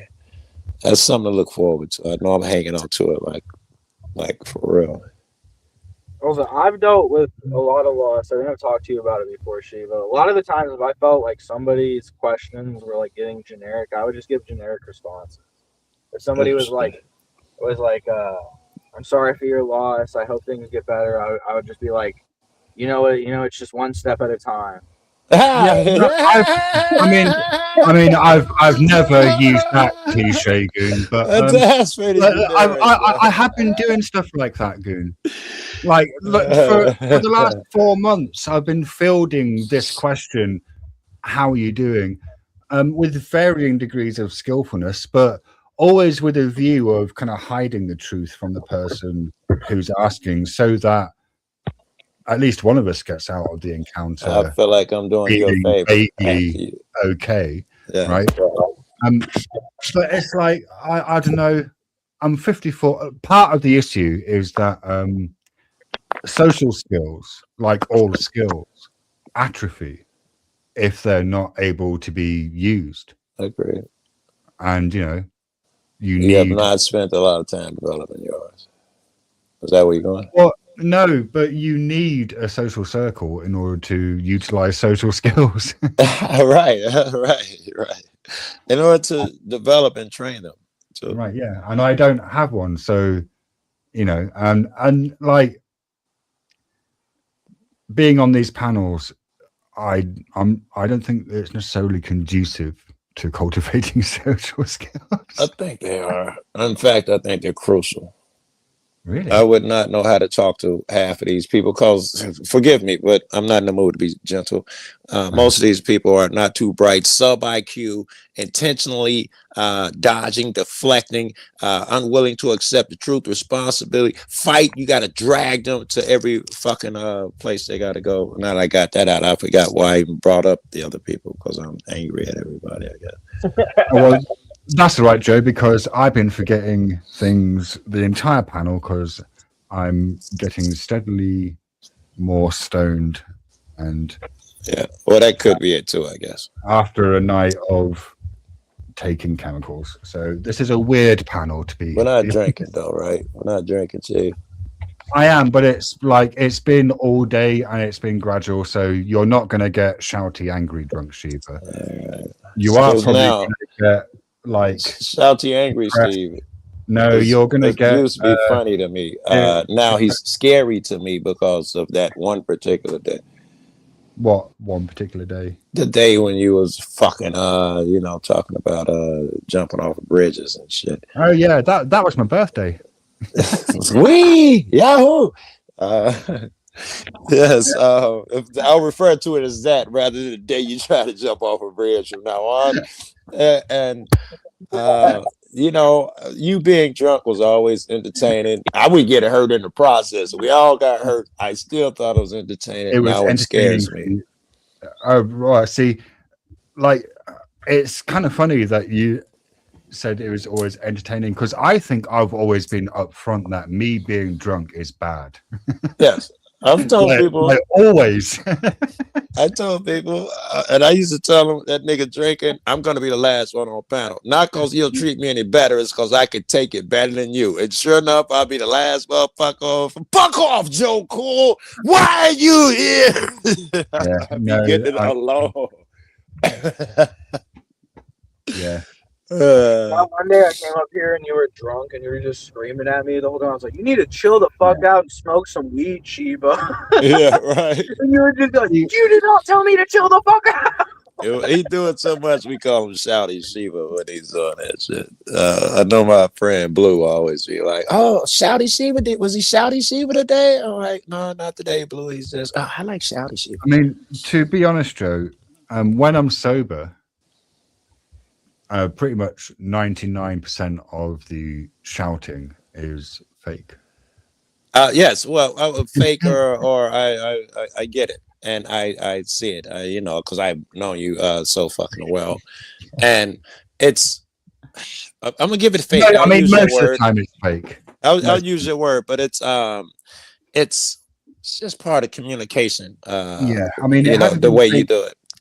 It hasn't been fake this year, Yeah. which is why you've not really seen me on debate panels, because I can't really do debates at the moment, and I don't know if or when I'll be able to do a debate again, because I'm just so easily triggerable.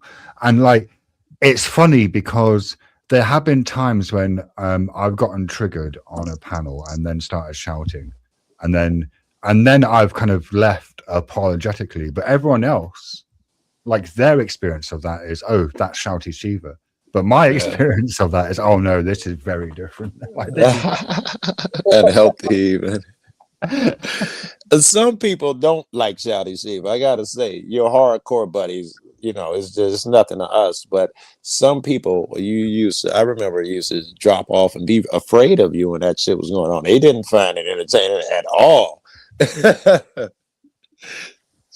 I mean, it's kind of funny you say that.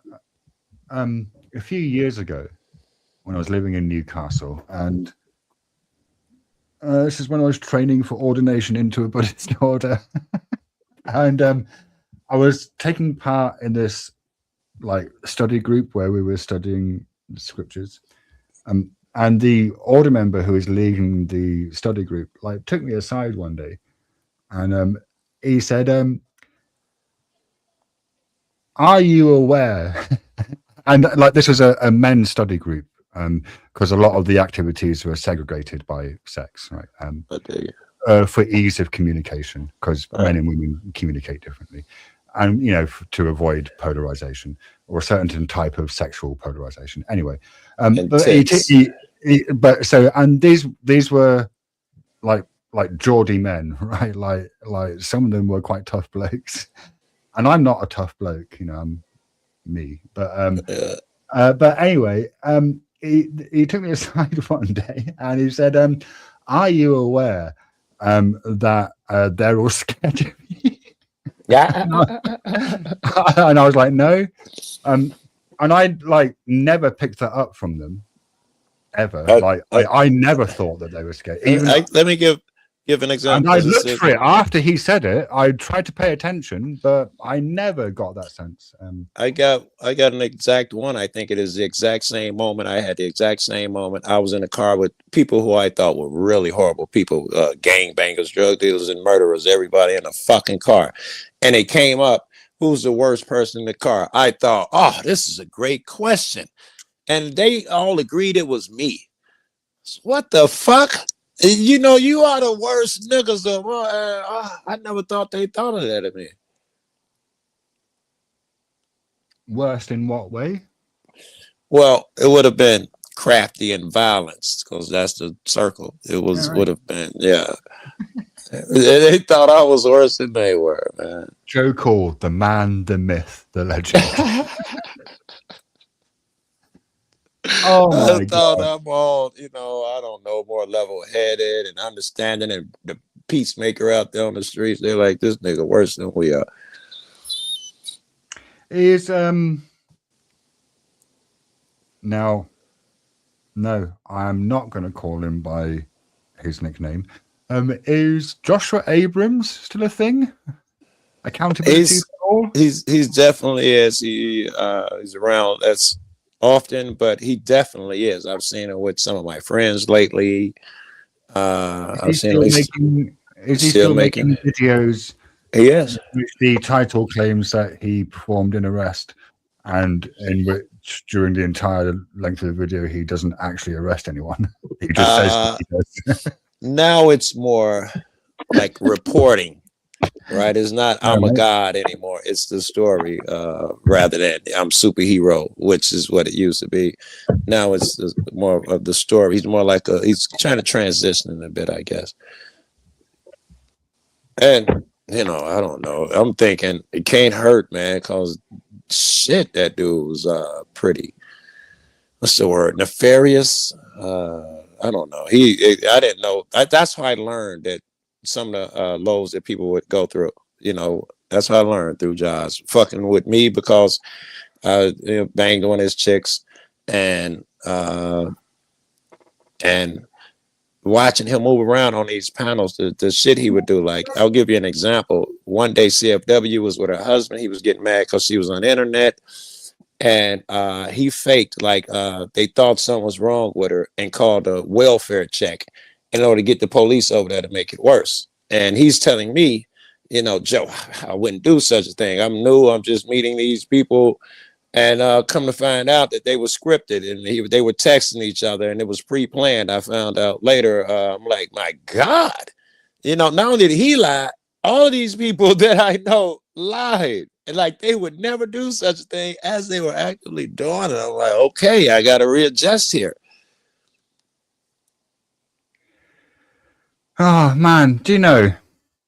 Back when I was just taking the piss out of auditors, yeah, that almost good old seems days. The days of innocence, doesn't it?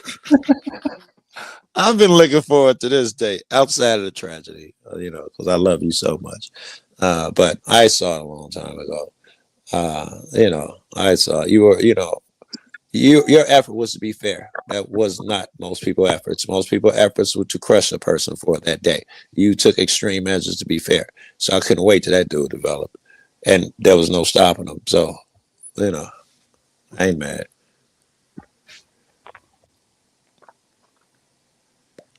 That's one thing I value in people, not even just in the online spaces, but in general. I've noticed that like debating, when you first see it almost appears to be like a way of fact finding or finding the truth. Oh, but it's not. A lot of people use it just to find ways to be more obtuse. Keep going. What do you? I mean, I think I know what you mean, but keep going. I want to make sure. Like, they'd rather use the skills to debate around the parts of the argument they're not comfortable with or they haven't explored, rather than to go through the argument and figure out the truth. They're sharpening their defenses. Angle, yeah. They're sharpening their defenses to people who use solid arguments against them, whether than ever or even consider the truth of the matter. To them, it's a war, and I'm parrying and shit. I am not just like me and you and Steve are up here hopefully doing right now, trying to get to the truth of a thing. That requires a certain amount. In order for that to happen, it requires a certain amount of good faith. And the guy who has all these tricks to deter that, for instance, what's the definition of so-and-so? Hanging on words and being semantic or pretending, or even worse, when they hear you coming up with a good point, they talk over you, deflect intentionally, filibuster. Some people don't mind calling you names and shit to avoid getting to that truth. It's disgusting out here when it should be easy. Well, yeah, and all of those tactics too can be good depending on how you use them and if they are to get to that truth.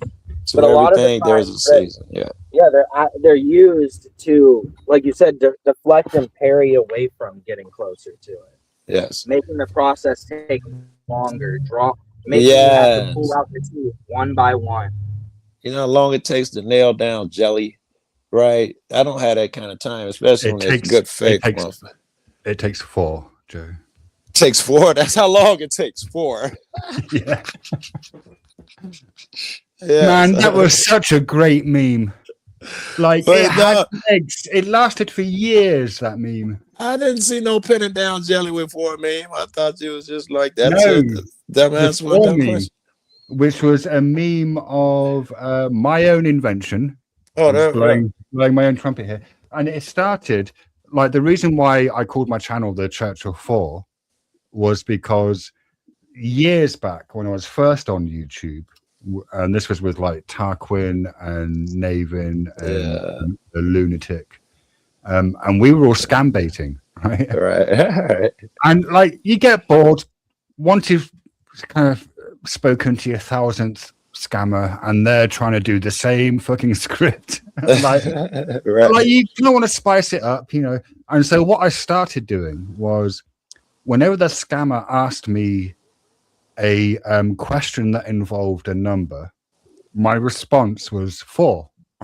And it didn't matter. It was like, what's your credit card number? 4. How old is the computer? 4. And then, you know, yeah. And it was such a great, I loved that meme. Even though it like, there was probably only 4 people who really understood, like, understood. I got another question for you then. I'm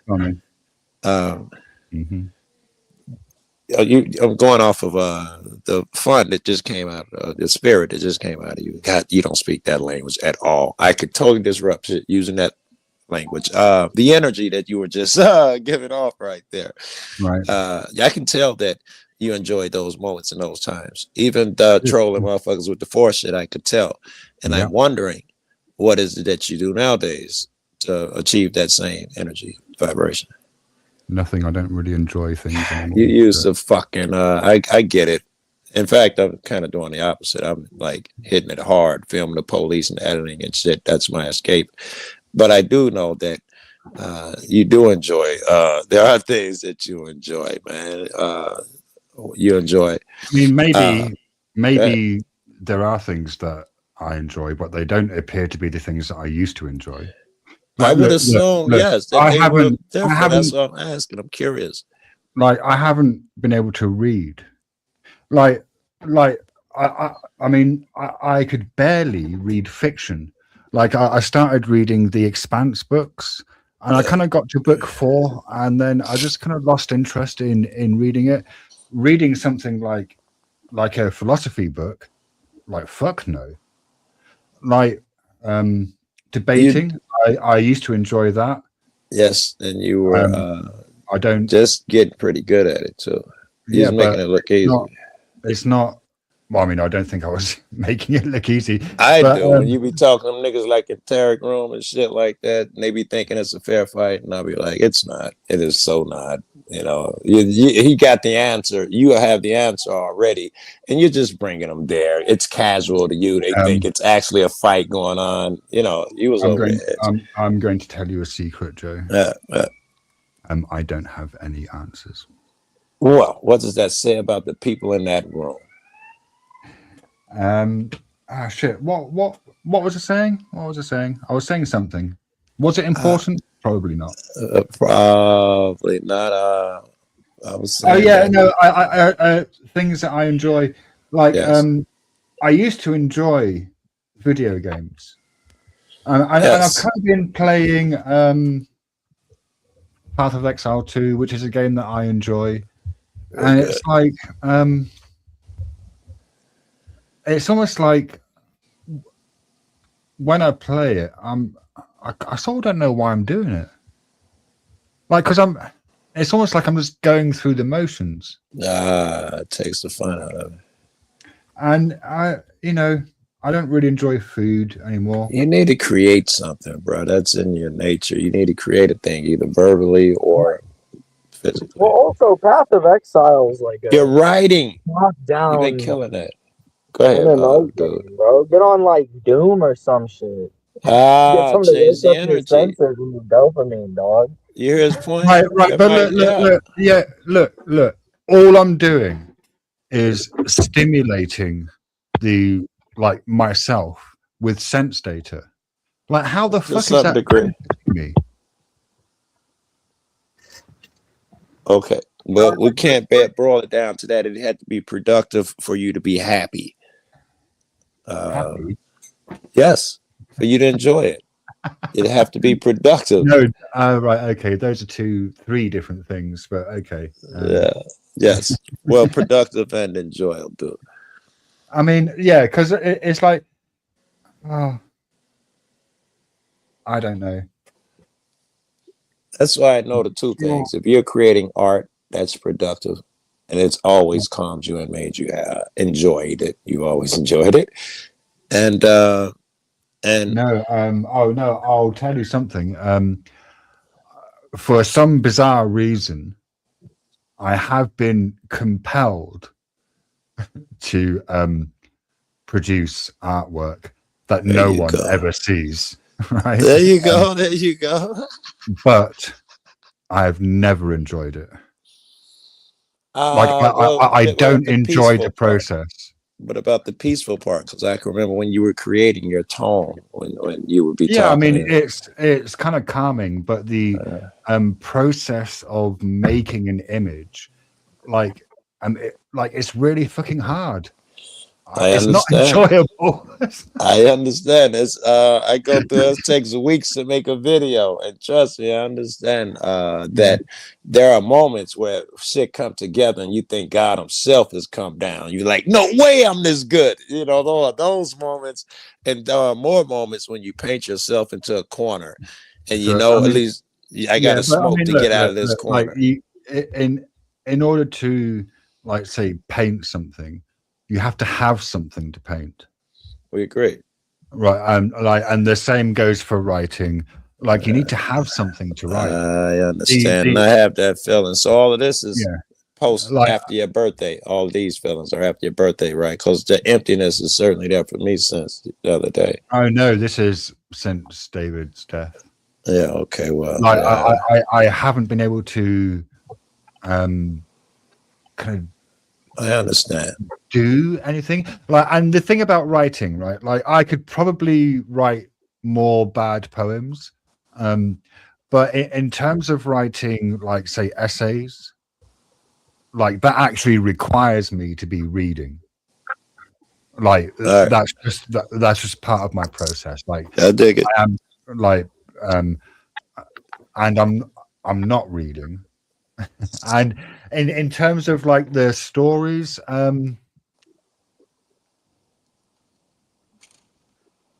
like there was a story that I was kind of thinking about, but this was before David died. But it's like there aren't any. I don't have any stories. I have nothing to say. All right. Check me out here. Hold on. Where's my camera? You can't write if you have nothing to say. No, you still right here? Why, yes. Because you're just a little close. I'm not going to interfere with you. We made him step back and step back. I don't care because you made him obey a law that don't exist, man. You're just a little close. That's what I'm saying. What is a little close, man? I've done that 5 times. I started over there. I moved my car and all this. Well, what?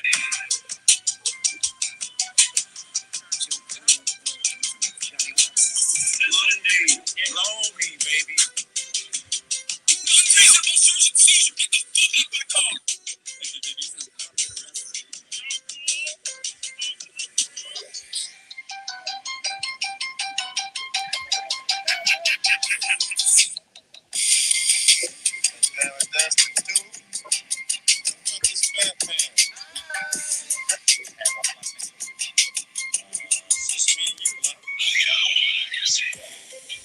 Anyway, my point is, nigga, if I can fucking tell a story, so can you.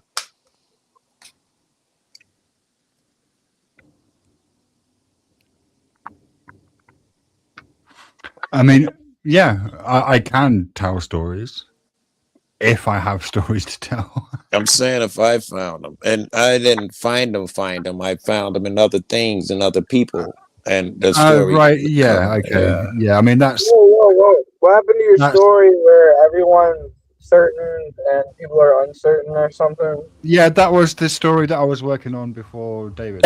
I'm never going to write that now. That will never be written. And it's a bit of a shame because it was shaping up to be something quite interesting in that like the start of it was kind of quite minimal. Like it's one man searching for some antibiotics to treat his child who's got bacterial pneumonia was what I decided.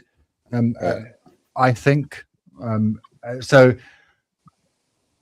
Yeah, but I mean, it kind of doesn't matter because I'm never going to write it now, so there's no point talking about it. It's like, yeah. But I mean, it was going to end up where, and I was going to kind of try and make it where he to get to where he ends up, I would need to explain everything else, and I don't want to explain everything else because it's almost just like I'm just kind of playing with my own dick talking about this story that I'm never going to write because I'm never going to write it. So I kind of don't want to talk about it. And yeah, I understand, man, the restlessness. And there's no flavor to things anymore, whether it be whatever it is, the YouTube shit. Maybe no, you know what, Joe? I will give you a brief synopsis. Right. So this was the kind of setup. It's a post-apocalyptic world, in which there was a virus, and the virus made people uncertain. Right. And to varying degrees. But to the most extreme degree, like they knew nothing, right? Like a woman, and it had very indecisive. Yeah, like it would lead to various effects like apathy and not kind of in kind of. I thought it would lead to what would you call it? Like you can't make a decision because so much shit running through your head, and you're paralyzed because inability to make a decision. Right, yeah, but it would also lead to interesting, like other stuff. Like, I was thinking one of the people that he would encounter, like his uncertainty would be more kind of conceptual. Oh, I forgot he's got the uncertainty too. I was just only running other people. I forgot he'd have it too. The protagonist is immune to the virus. Okay, right? Good. But there's a second group of people, because what happened in the past was a scientist developed a vaccine and to counter the uncertainty virus. And what the vaccine does was it made you certain, right? And so you now have two groups of people in this post-apocalyptic world. You have the infected, uncertain, and the vaccinated, certain, right? And like what I was kind of wanting to explore was, I don't know, it's kind of maybe a story about knowledge, perhaps, but like that kind of like yin and yang. Uncertainty. It seemed like there could be a lot of ground to kind of come up with some interesting stuff, but sounded like you was gonna have to go to middle yang. Both of these guys are living at the extreme. And no, the way or whatever it was, in the middle. The way it was going to work was he would get to a kind of city state of certain individuals, right, where the ruler was certain, and then because that's where he can find the antibiotics to treat his child, right, and his and then they would vaccinate him, and so he then becomes certain. But what he becomes certain about is that his family must rule. Wow, that took a turn. Yeah. I thought you were going to say his family cannot get that shot. I mean, it's better, right? No, what he becomes certain about is like his family must survive, right? And the best way for his family to survive is if his family rules. So he would then take over. He would like kill the leader. And he's certain he'd have to do it. Yeah. He is certain that he doesn't like these people. There's something about them. This is why I had Interesting wrinkle. and When he in the takes process of getting the shit, he finds out Right. so much shitty things about these guys that now he's gotten what he's been after the entire book, and he is certain he cannot give it to his kid. That would have been great. I mean, that would have been the way that. I mean, yeah, sure, but like that's kind of not really what I was wanting to explore. Like, because it seems to me that like extreme certainty and extreme uncertainty are sort of untenable. I don't know. That's maybe bullshit. But one interesting wrinkle that I thought of adding was that because he becomes certain where previously he was immune and unvaccinated, right? Right. His family initially don't recognize him. It's logical, right? He looks like one of those. Yeah, like, just to kind of, give him Yeah. the kick in the balls. yes. I could see it like I don't know, like one of my best friends becoming a cop. I wouldn't recognize him. Now, I'll tell you what, Joe. If you want to take that and write a story based on that, you are more than welcome. Too to. busy. Too Right. busy. I think it would be a great story if me and you ever meet in an island somewhere. We're definitely gonna write that fucking story together. But I just got too much, man. I'm bumping it, man. I've been out here grieving, which means it's shitty for the cops. I've been out here bumping they fucking. The only reason I got a headlight went out and I didn't get it fixed today. That's the only reason I ain't on the ass tonight. And throughout the day, I've been editing and coming up with ideas, man. And that's my coping mechanism, man. And I don't have time for anything else. And, we're doing the obvious, right? He just died 3 days ago, man. So we ain't put him in the ground yet. Relatives and shit are, still coming in. It's, all the horrible things happen. Oh my God, you've got all the admin to go through. Who arguing, you say? Arguing? No, admin.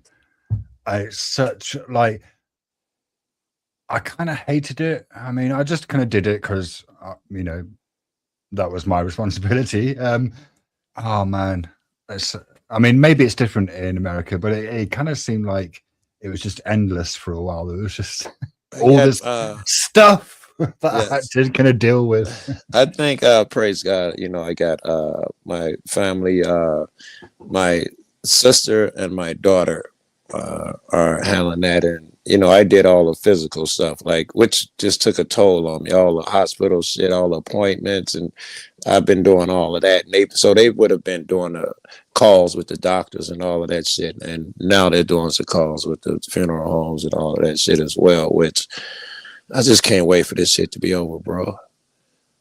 God.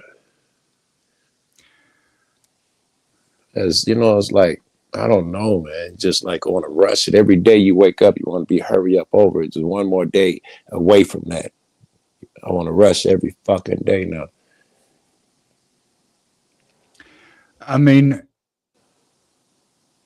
it's weird. My experience of time has been a bit odd in that, like, individual seconds seem to last forever, but then like a week's gone. Right. Right. I mean, you won't have had that yet, but I won't have that yet, and maybe you won't. I mean, Right. because we're different people, right? But yeah, no, Right. that was a thing. That's something to look forward to. So I just want to run away longer because I assume healing comes with time, and maybe I want to rush time because of that. Maybe it's something that's something. Can time be? But rushed? these days are horrible. I ain't had a good day, and they got progressively worse, man. It got really bad. I'll give you the short version. He walked in the hospital when we were going for the visits. He had a really aggressive form of cancer, and in the last, say, couple months, we had amputated one of his legs. went all through his body, and I mean everywhere. I'm not even gonna say on here because evil people are on YouTube. So every day was fucking worse than the day before, and then a crescendo with that, and I'm hoping that was the worst that can happen, and it get better now. That's my hope.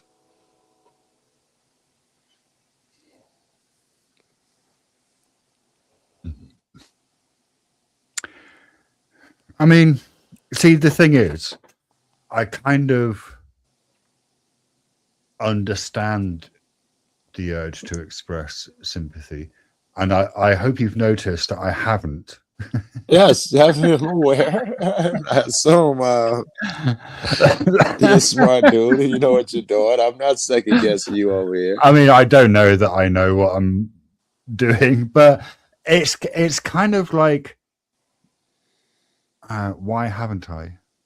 There was I a don't reason. know, but it was obvious that you were. I do it when I'm letting people vent. I'm unaware that I was venting over here. Perhaps in retrospect, I was, but there is a time to be silent, especially or even if you just don't know what to say.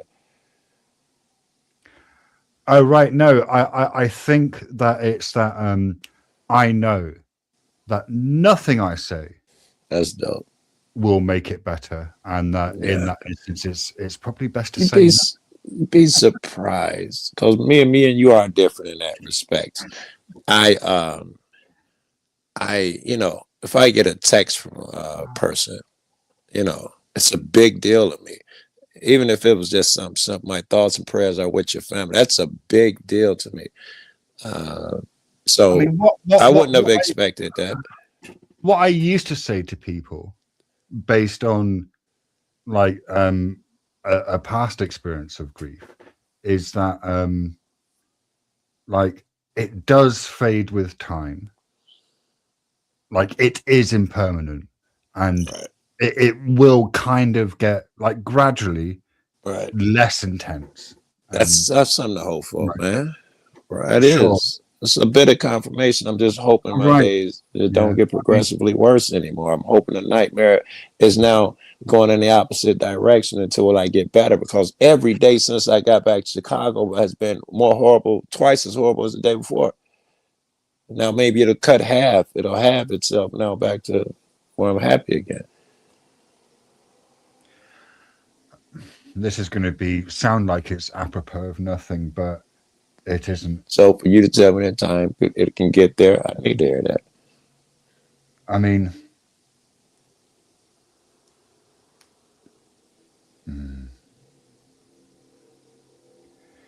you've actually I given think that me. makes. Oh damn! I ain't know Did, dude was gone. I was about to did say we if lose quiet June? makes Right, you okay. smart, I guess that makes dude a genius. And I look at the phone, he ain't even here. I'm stupid. Man. Nah,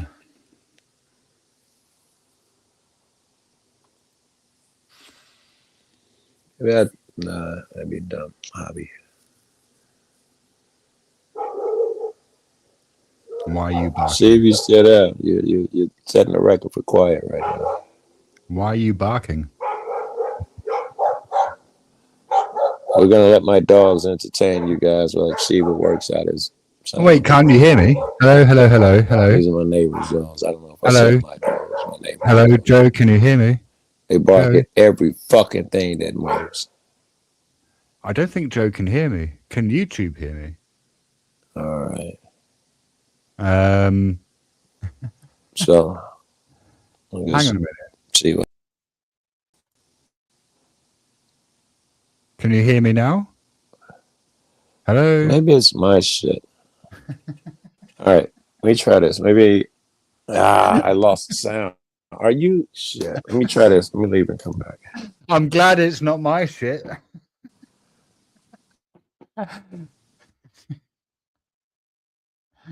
Oh, my word.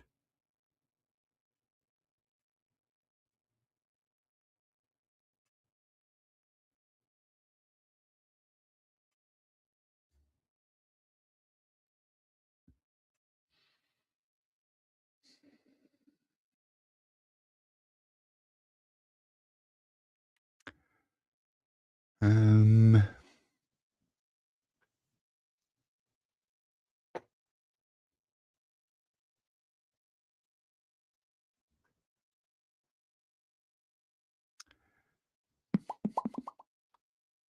oh, we've got a second Joe Cool backstage. What was it? Hello, Joe Cool too. Yeah, There's so two of you smart. now. Yeah, get rid of that other cat. I done lost my. I forgot that these iPhones, when you backstage or bring people up, you can lose sound. You can hear some of the guests you might not hear. I totally forgot that shit. That's how long it's been since I've been on the panel, I guess. Yeah, I mean, to be honest, it's been ages since I've used StreamYard because the last like year or so I've been using Talk Studio. I remember, I had to go through that. I remember complaining and shit when I get up here. Well, I'm going to be honest. Like the fact that Talk Studio was, I think, like a third of the price of StreamYard made your complaints irrelevant. I agree. I understand, right?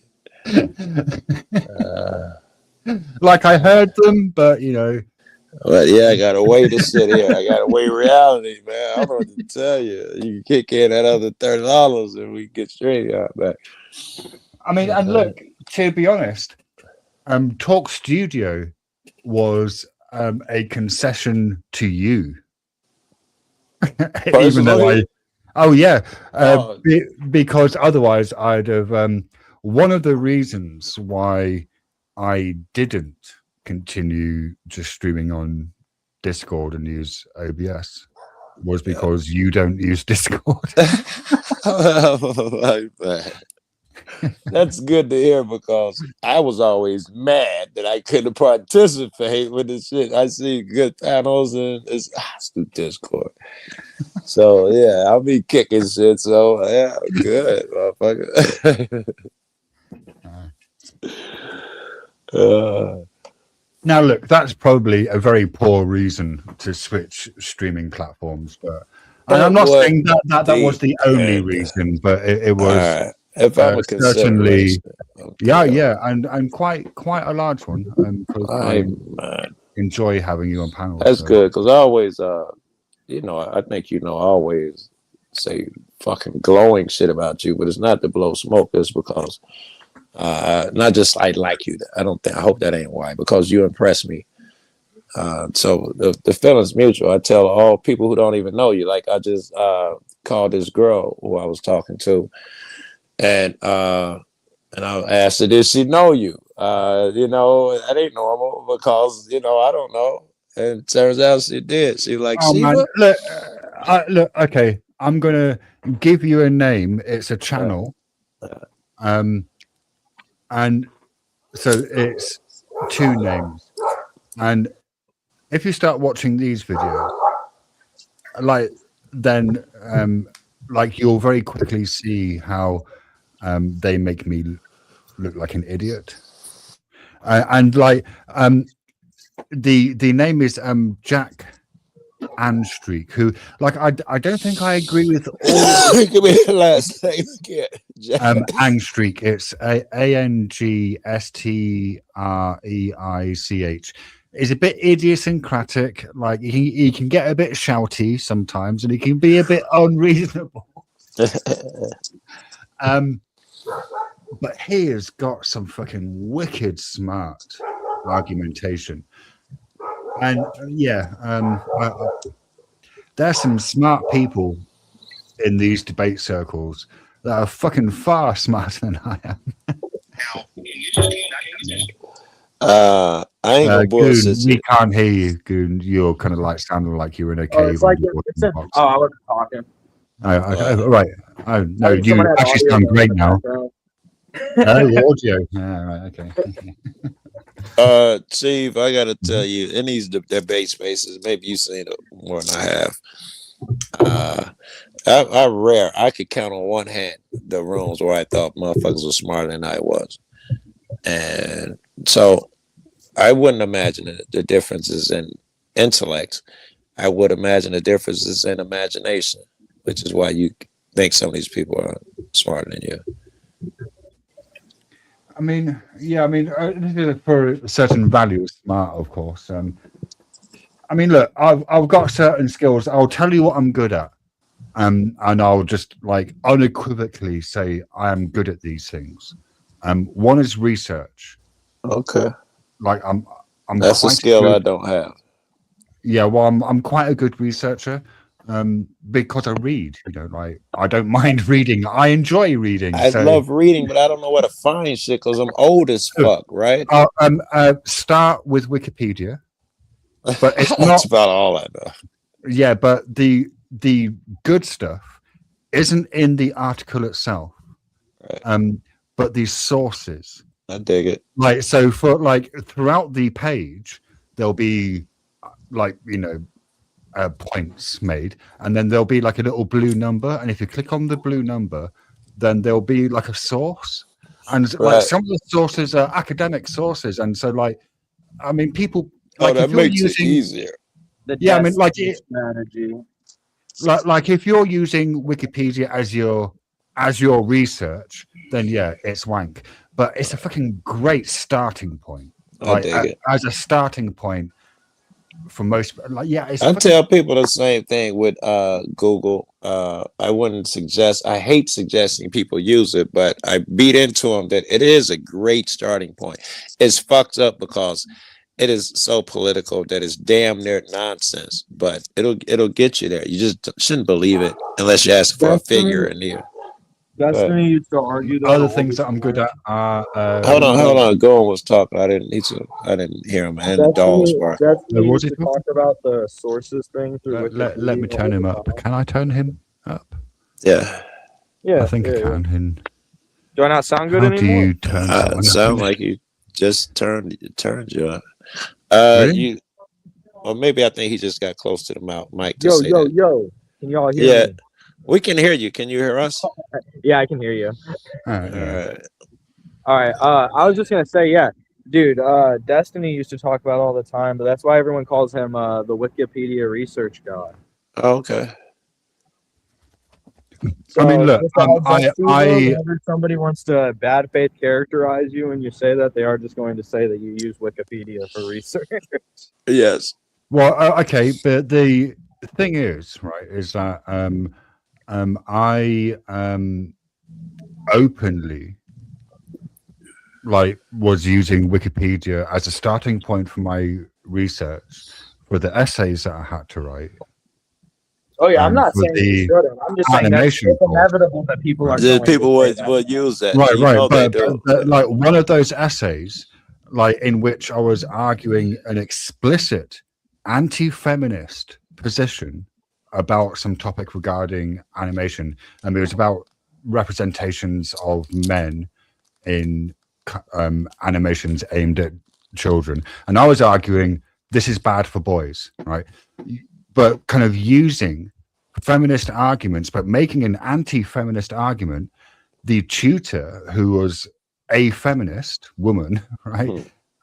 She gave me the highest score she'd ever awarded an essay, like, and I was quite open that the starting point for my research quite often was Wikipedia. It was also books, because I love reading books, and I think books, if you have access to books, that's probably one of the best sources of secondary research. Yeah, I like books, but Wikipedia is great as a starting point, and yeah, like, and I if usually just do audio books. Like if there's ever a book, I just look for an audio version. oh, I hate audiobooks, because I can read way faster than someone else can speak, like, and it's so it's so slow and annoying and frustrating. I'm the same way when I look up an article and they have a video and a writing up under it. I don't click the vid. It's quicker to just fucking read the article. Yeah. When I read things, no matter how hard I try, I always read it as if they're like characters in my head delivering the dialogue. Yes, So, like, I didn't notice that, but I think I do too. I don't read fast no matter what anyways. Like if I'm reading something, it's like, today we're going to be talking about, like, I'll read it literally at that speed as if somebody's Right. speaking. I don't know. It's different. When some shit I do, if I would say reading the Bible or something, I read it like you're saying. But when I'm doing the research thing, I allow myself to fly and look for keywords and you know and you know I read a lot faster then because I got a lot more material to cover, I guess. That's weird because my approach is different. Fiction, I read really quickly, right? And like to the point where David would sometimes be astounded at like the fact How that fast you pour through that shit. yeah, like he couldn't wrap his head around it. But if I'm studying something, Right, forever. then I might read the same paragraph 10 times. Like so, it's kind of the opposite of what you're saying. Because like to me, it seems much more important that I firmly understand what's being said in something that I'm studying, rather than like a See, novel. I would argue that like The opposite. fantasy should be read slow because like you can miss out on like core deliveries of how lines are being delivered. I mean, Yeah, I if think you're- to be clear, I'm not scan reading. I Yeah, am right. reading the text. Like Even I am when- reading each word. Yeah, because If- that's one thing I love about books is that like there's certain lines where you can see in the characters will be talking and they say, "Okay, ... So where are we gonna go next?" Right, but like I just the don't know. right, But but like the if you read that difference is- quick, I feel like it loses the delivery. Yeah, when but- I write, but I've the developed my difference is- own system of pauses. I got 3 dots for a very short pause, 2 dots and 1 dot I developed for the pauses so that the story reads the way you're saying with the pauses. I think maybe the difference is that when I'm reading fiction, I only have to experience the fiction. But say if I'm studying a philosophy text, like the reading is intermingled with like thinking about what I've just read. Like it's a different process. And like that's a much like for me that's a much slower process than say reading a novel in which I'm just kind of immersing myself in the experience rather than I think analyzing the text. there's a third category now. I think now studying, because doing Or research is not researching. necessarily studying to me. Those are 2 different things. Well, I mean, no, I'm happy just to stick with researching because Okay. if I'm researching, like some of the things that I might be researching might be quite complex. But are you not rushing them? Because usually the reason I'm researching them is for a project or for a specific purpose. So I'm not giving myself that time. I mean, I know even making a video, I got to research so much yes. shit in court cases and shit to, to be endless reading all that shit slowly. No. Part of the reason is this. I'm a massive egomaniac. And Makes 2 of us. I hate looking stupid. Yeah. Even though I am. Me too. Me too.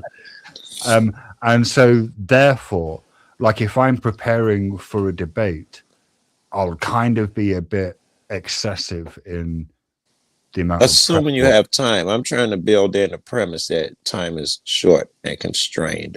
Because it looks like every time I'm doing research, it's because I have an argument that I want to make soon.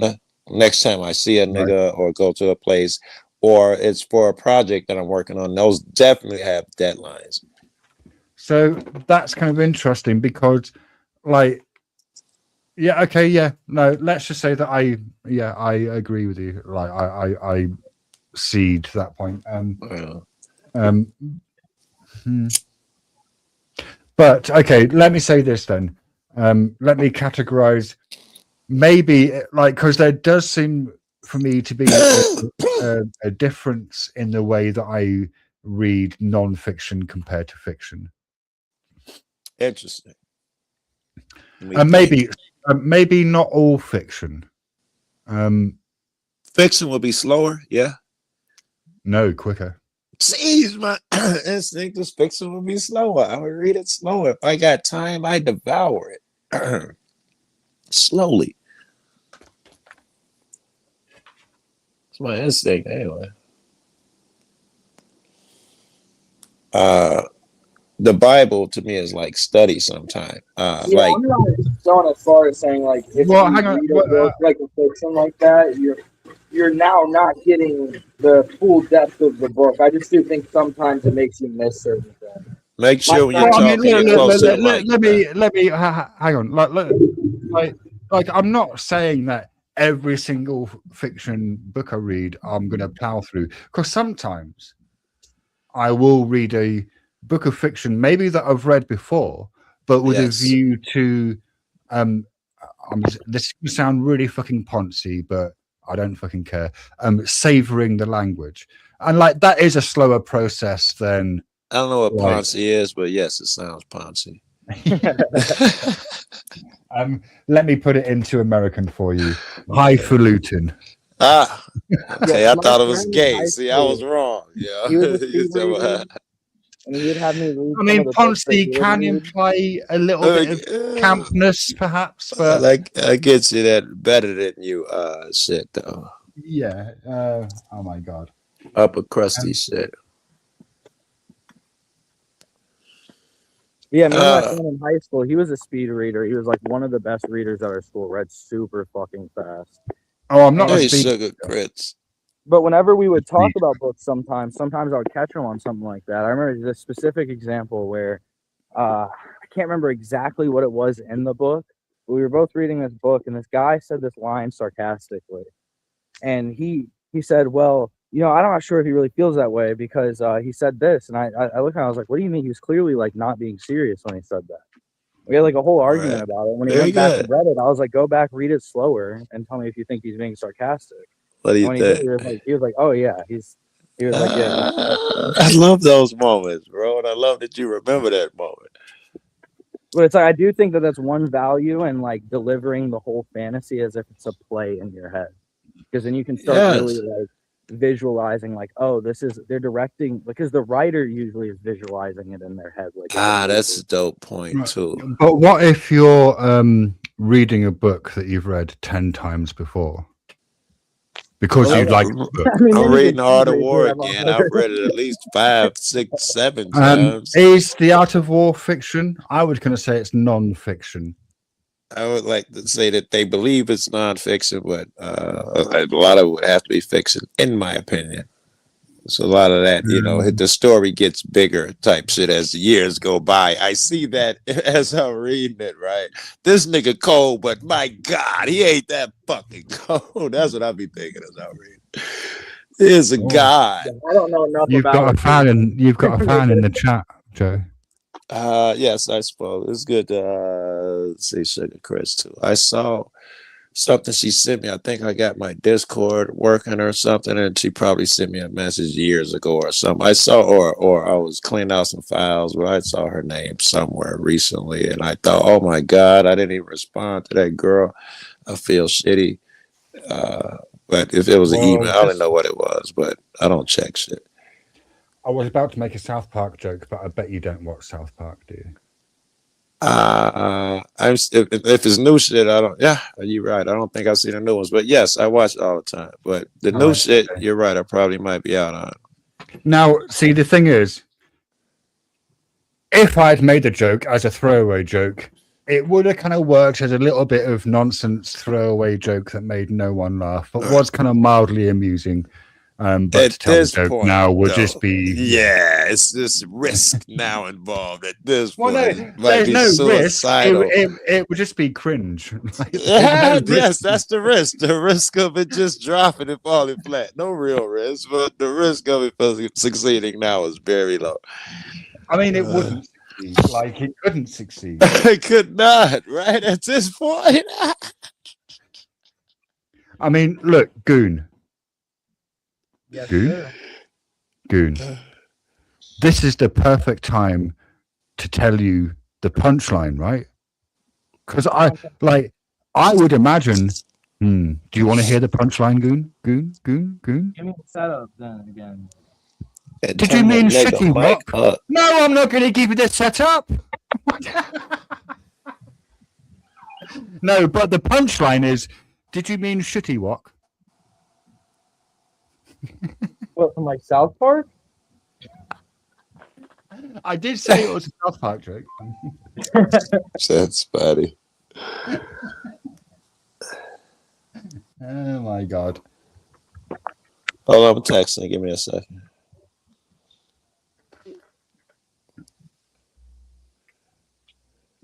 Oh, it's kind of been ages since I've hung out with you, Goon. Yeah, Or it dude, seems, you're gone it for kind of like, feels like it. you're gone for like 2 or 3 months there.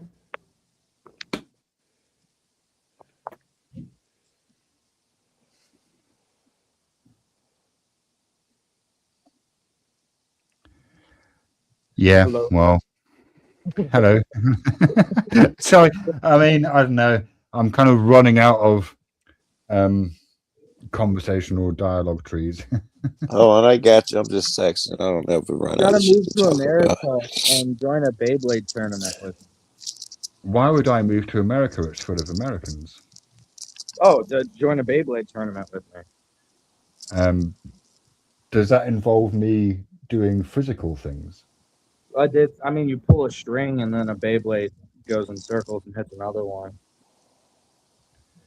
I don't know how I feel about pulling strings. You're already ready for no strings attached? Bit fast, Shiva.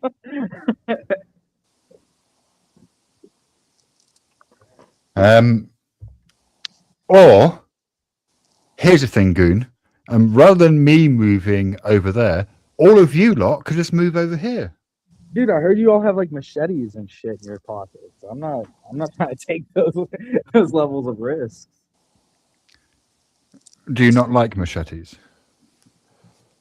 It's pretty unwieldy. I feel like if I'm trained the least to take any form of blade, which I'm not really trained for many of them, I feel like a machete is one of the ones I'm trained the least for. Oh, I gotta tell you, Sheep. I was just telling you about the motherfuckers who I'm so fortunate to have texting and checking up on me. Here's another one texting me now to see how I feel. You know, and I'm not taking a negative shit about it. I think he's a god. I think he's great.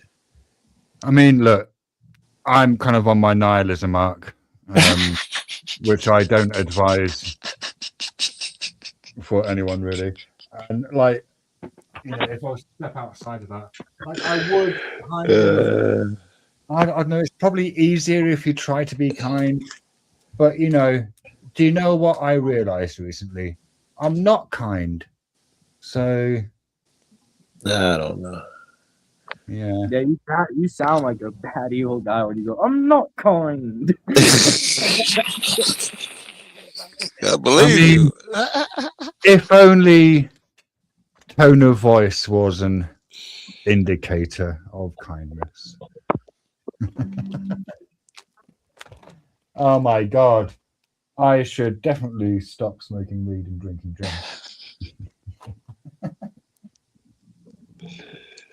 I mean, I should.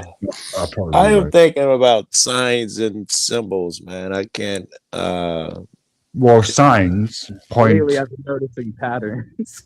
Okay, so the difference between a sign and a symbol is that the image in a sign corresponds with what it represents, whereas the image in a symbol differs from what it represents. Wait, how is there not an image and a symbol? The symbol is the image itself. Yeah. No, right, but okay. So if we take, say, like death as a symbol, right?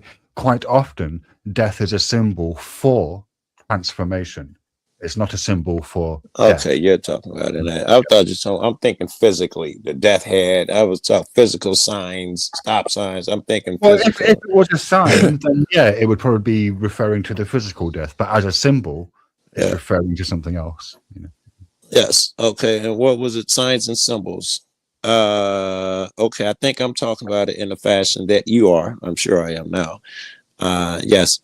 Signs and symbols. So regardless of the difference, the distinction being clear, a sign could be from heaven, with quotation marks, and a symbol could be something, a reminder of a thing. Okay, what was I going? Signs and symbols. Oh, that's what I was thinking. That they say signs and symbols are for the conscious mind. I've been hearing that since I was a kid, meaning that someone is planning, or I assume someone's planning, but these signs and symbols are out here for those who are aware and can see them. I'm getting the text. I mean, hold on. Well, I hope you're finding comfort and safety. This nigga's a god, Chief. He says, Oh wait, hang on. He might be using the words signs and symbols in a sense that's more specific in the way that I'm using it, which is more generalized. I mean, animals communicate through signs and symbols. Yeah. Really, signs and symbols is kind of like every form of communication. Are they? Aren't letters just in some way? Is dance a form of communication?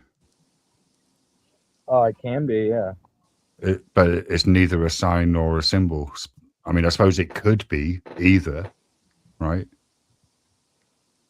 I'm sure there's definitely people who'd make. I don't know enough about dance to make the argument for how dance is symbolic, but I'm sure people have and have probably written like large papers on the symbolism of dancing.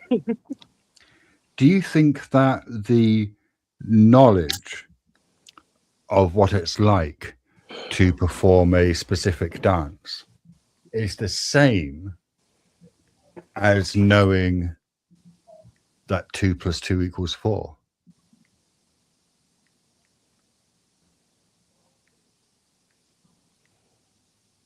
Like, you see that is the way that it is, or what? No.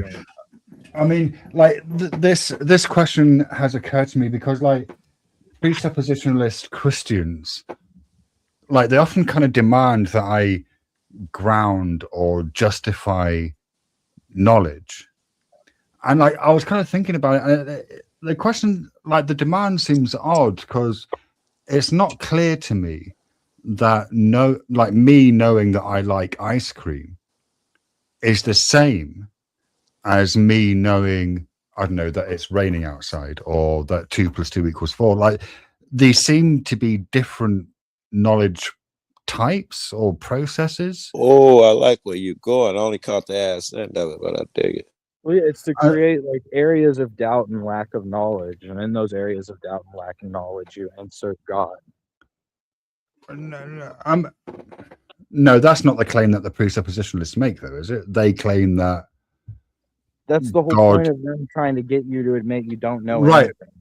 Because then, yeah, but God presupposes that God is right because God says it's right.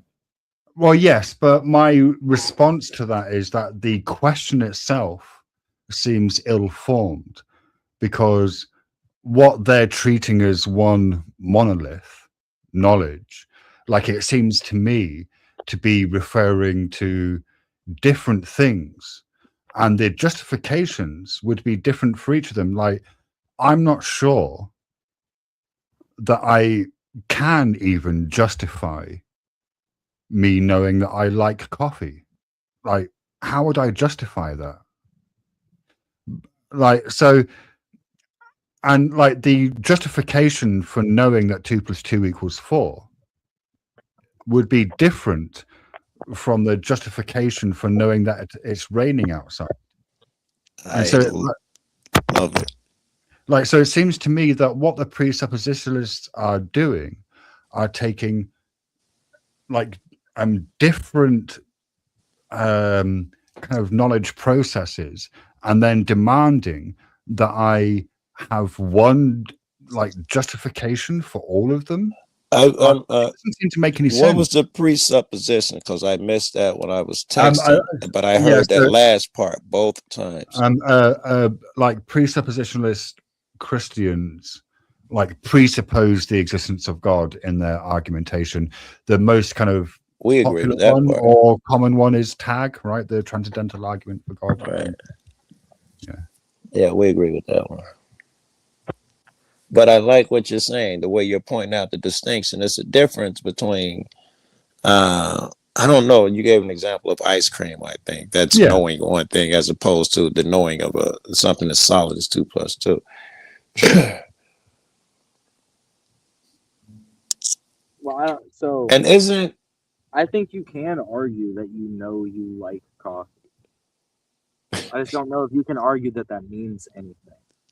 Well, no, all right, but you can argue you like can it, I- yes. can I provide a justification for that knowledge other than I like coffee? Well, yeah, you could say like I like more bitter tastes with creams or sugars in it. Still just Well, what no, I like. wait. No. All you're doing is taking the word coffee and then making it multiple words, but you're not actually saying It's still anything just what I like. Well, no, Yeah. what you're describing is like there's a spectrum of taste that you like, and you're saying coffee falls underneath this spectrum. right. might But be more- how can I concept justify about it. that knowledge? He's more saying that like Well, it's- itself It is your experience. regardless And of the way that you're what saying, the how can flavor you- is. Yeah. If you're saying how can you know that you truly do like coffee though? No, Like, that's not what I'm asking. No, What I'm right. So, like, because that's not what the presuppositionalists demand. What they demand is, and I think they're a bit confused because they'll often say grounding, and that doesn't seem to make any sense whatsoever. And when I push back on that, I get like justification. Like, how do I justify? Right. And yeah, so that might be also why I'm getting a bit confused because I'm not. yeah, really- because it seems like this is what I'm saying. Like the question just kind of seems odd, like because it's like I can justify knowing that 2 + 2 = 4. I mean, like I'd have to, I can't come up with one off the top of my head. you'd but- have to use it in the future. You can use it to Yeah. build on other things. You can Right. use it to Yeah, make and- a claim. but by saying, well, we have defined like 2 as this and plus as this and Suddenly, equals as yeah. this and 4 as this, and within this system it is true that 2 + 2 = 4, and so that All you can these know that that follows 2 is + possible. 2 = 4, right? But like, so I can justify that. I can't justify I like ice cream, or I know that I like ice cream. Isn't that what I kind of attempted to do though? Sorry, could you repeat that? You're a Isn't that little what bit. I attempted to kind of do though? Like I lay down a spectrum of taste that would describe what I prefer, why it would land through that spectrum of taste. And this is how you Right. justify it. Right, but okay, so yes, there's the spectrum of tastes, but how can you justify knowing that you prefer that spectrum of tastes? Like all you're doing is redefining ice cream. Well, yeah, but then the question is, are you asking me do I know something in the totality of all of time, or are you asking me what I know currently? No, I mean, look, I'm not asking the question. This is the question that is demanded by presuppositionalists that Well, I this is what I justify this is what I knowledge. would ask basically, because the core of this is that the word justification is undefined. Well, And this is where the definition no, will come in. I If it's don't think it brief is. or long lasting, that turns ice cream and 2 + 2. It would distinguish them. Because it's So like you- I can do something that I think justifies it. Now you have to prove that that's not a form of justification I should accept. Yeah, no, that's fair, but like it seems to me that I'm actually not required to provide a justification for knowing that I like ice cream, right? Whereas like I can just say I know that I like ice cream. That is the justification itself, I suppose. I mean, or maybe wait, and 2 + 2 needs I other were- people to I were- make it true. no, No, not along that line. All right. no, because 2 + 2 = 4 is a formula, like an equation within the system of like maths, right? Like it's just a sum, and within that system, the numbers are all defined, and the operators. Right. all Where I was going with that system inherently means other players. So when you're doing ice cream, it's just you with no players involved. And when you say 2 + 2, you inject the other players because there's a whole system to communicate with. That maybe that's the distinction between. Yeah, maybe. I mean, I think maybe I would perhaps classify knowing that I like ice cream under what phenomenology? Don't make me Google shit. I mean, why would I change? Phenomenally, ain't it 2 of those? Damn it! Why would I change the trend of And now our it is, entire relationship, Joe? phenomenology? You gotta tell me anyway as I'm Googling. No, shit. I'm gonna make you fucking look it up. Listening police. Yeah, that's it. Oh my god, I've Phenomenology. You were telling me the definition of phenomenology. First person perspective is the philosophical study of conscious experience from a first person's perspective. It investigates how things appear to us in our lived experience and focus on the meaning of. So that would go with what we think ice cream is, maybe focusing on the meaning and structure of our perceptions, emotions, thoughts, rather than objective and the scientific. Okay. Man, I should have got that headlight fixed so I could be out there chasing these police.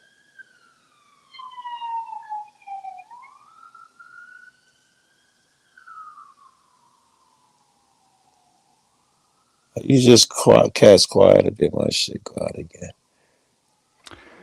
Okay. Do you think Eli would be up for us collaborating together to make an argument? The auditor, Eli? No. Oh. I'm gonna have here because the police is like I kind of had this idea a bit earlier, but I'm going to be honest. The ideas I have when I'm kind of wasted, probably when I'm sober, I'd kind of look back and go, "Oh, that would be a bit." I'm wasted, so you know. At the time that I came up with the idea, it seemed an idea of creative genius. I'm wasted. You still got it. But as I said, I'm saying it can still be totally genius to me because I'm wasted. Right? I am, a massive egomaniac, so I would think that. Yes, I'm guilty. When you say shit, I'm just thinking, how am I guilty? Well, that was weird to me earlier where you guys said that you were afraid of looking stupid. You shouldn't be afraid to look stupid. You should I shouldn't.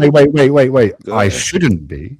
No, I'll be the idiot on purpose if I think it's funny. It's more. I do too, but when I don't think it's funny, like if I misquote a law during a video, I beat myself to death. Nothing funny about that, and I try to make sure it never happens again. That's the one that I don't like. I mean, it's not. Okay, no, look, Goon, I agree with you. I shouldn't be afraid to look stupid, but the fact of the matter is that I am. That could be true, yes, but I'm saying more as a way of if that is true, you should train against that because we agree. But why? That's what I was saying earlier with that you should be able to flow like water. There shouldn't be a state of mind that's so. I kind of agree with you.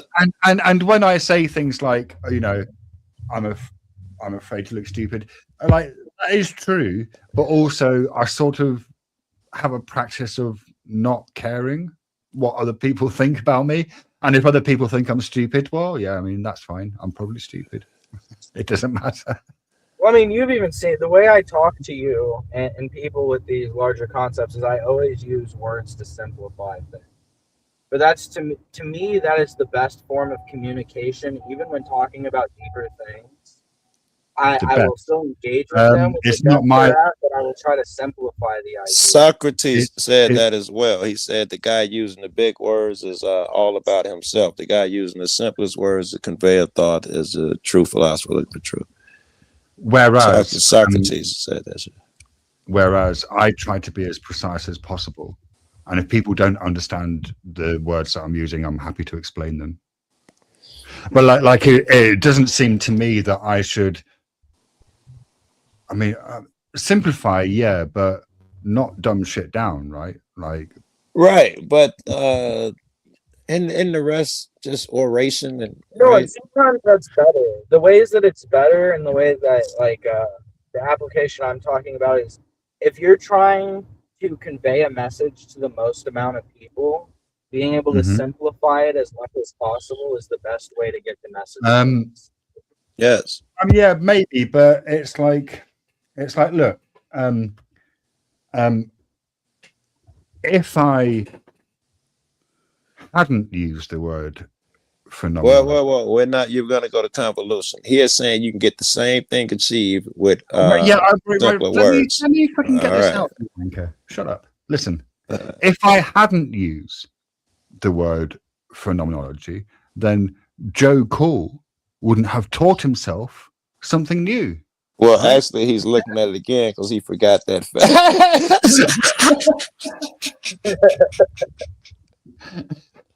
And like, All right.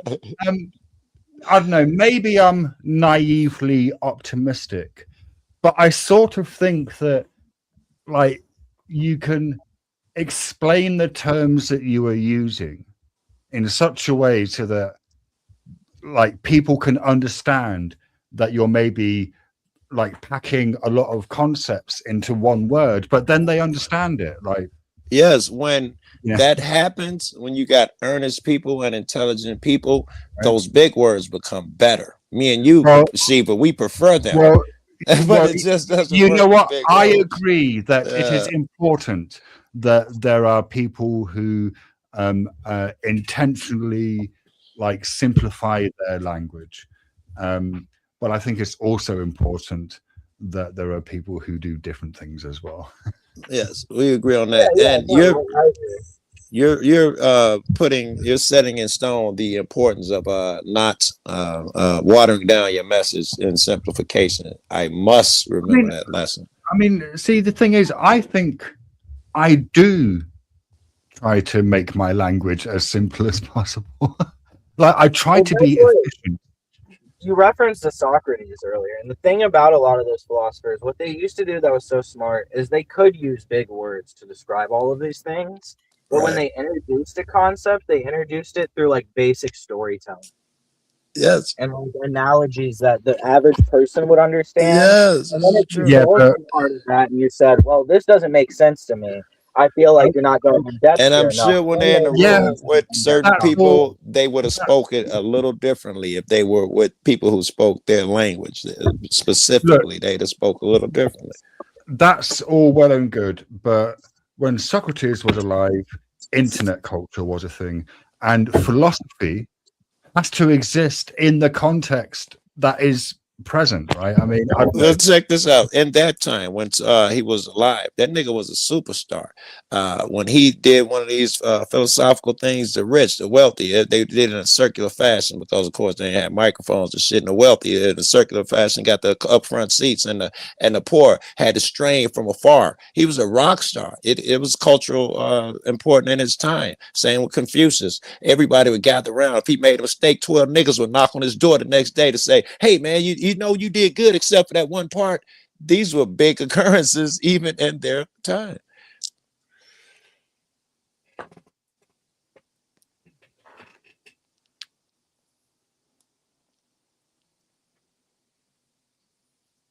I got the news on behind me. This got nothing to do with what we're talking about, but my God, excuse me, Lord. This guy behind Trump looks like he's pregnant. He has an Audi belly button and a tight shirt on. Why they stick him behind the president? You can't hear nothing he's fucking saying. Wait, you can see Donald Trump's belly button. It's the guy standing behind him. He's at the desk. This dude got on a regular striped shirt, not a suit or nothing like that. They just snatched a family member or something to stand behind him. He probably signed one of them fake ass executive orders and shit. But the dude looked like he's like 12 months pregnant and with a tight ass shirt on, so you can see the shape of everything. And he got an Audi belly button pushing out like a nipple. Is disgusting. You know, you can't even hear what dude is saying when you're looking at this nigga standing behind him. If they show the clip, you'd be like, damn, that's what Joe was talking about. And yet, Joe, you can't help looking at the man's belly button. What does that say about you? The programming is strong. I think it says something along those lines. And I hope it says something about this is a fiction. I can have fun when I want. You know, shit, you know, I can take time off when I want because this is a fiction. I'll engage and I'll indulge to communicate with you NPCs, but it's not reality. I can sit back, have fun, and watch you motherfuckers like I'm sitting on the moon somewhere. Look at Trump bomb them niggas. Oh, I can't believe these motherfuckers vote Republican again or Democrat. Both of them are just as dangerous. You know, it's entertaining though. It's entertaining. Then I'll hop in and be like, listen, man, I try to talk people out of this shit. But when they don't listen, and motherfuckers, I think Trump is the greatest shit ever, man. You know, because, you know, to point out the hypocrisy of all that's going on, like I get tired of arguing with motherfuckers all the time. Trump is the greatest shit ever. And I hate to get political, but it's neither here nor there. But the point is, a good sound point. He came in. What did he come in? We're going to release the Epstein files. These motherfucking Democrats keep fighting wars abroad. We're going to drain the swamp. And he came in and said, there are no Epstein files. You know, it's a government, it's a democratic ploy from Obama and Biden. Instead of draining the swamp, he joined with every billionaire he could find and came 5 times over himself or more. And whatever is other. Oh, the war abroad. Oh my God, a nigga killed the president of China, took over fucking Iran. Wow, this nigga done lost his fucking mind. He went against everything they said. It's worth it for me just to get to troll motherfuckers and make them, you know, it's worth it for me, man. As long as I'm gonna be down in this fuck place, you know, hey, I'm not mad. I didn't think we was here to talk politics.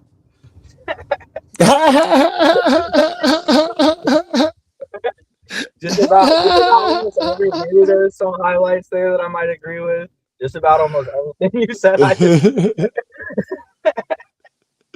all right. That's all right. That's all right. It's fun right now, man. I think it was in the Bible. It said, yeah, be blessed to live in interesting times.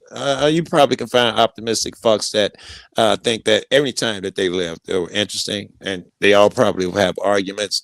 But we certainly have ours right now, man. This ICE phenomenon. I do a lot of protests, and I've been sprayed in gas before, and the ICE shit surprised me. It was new.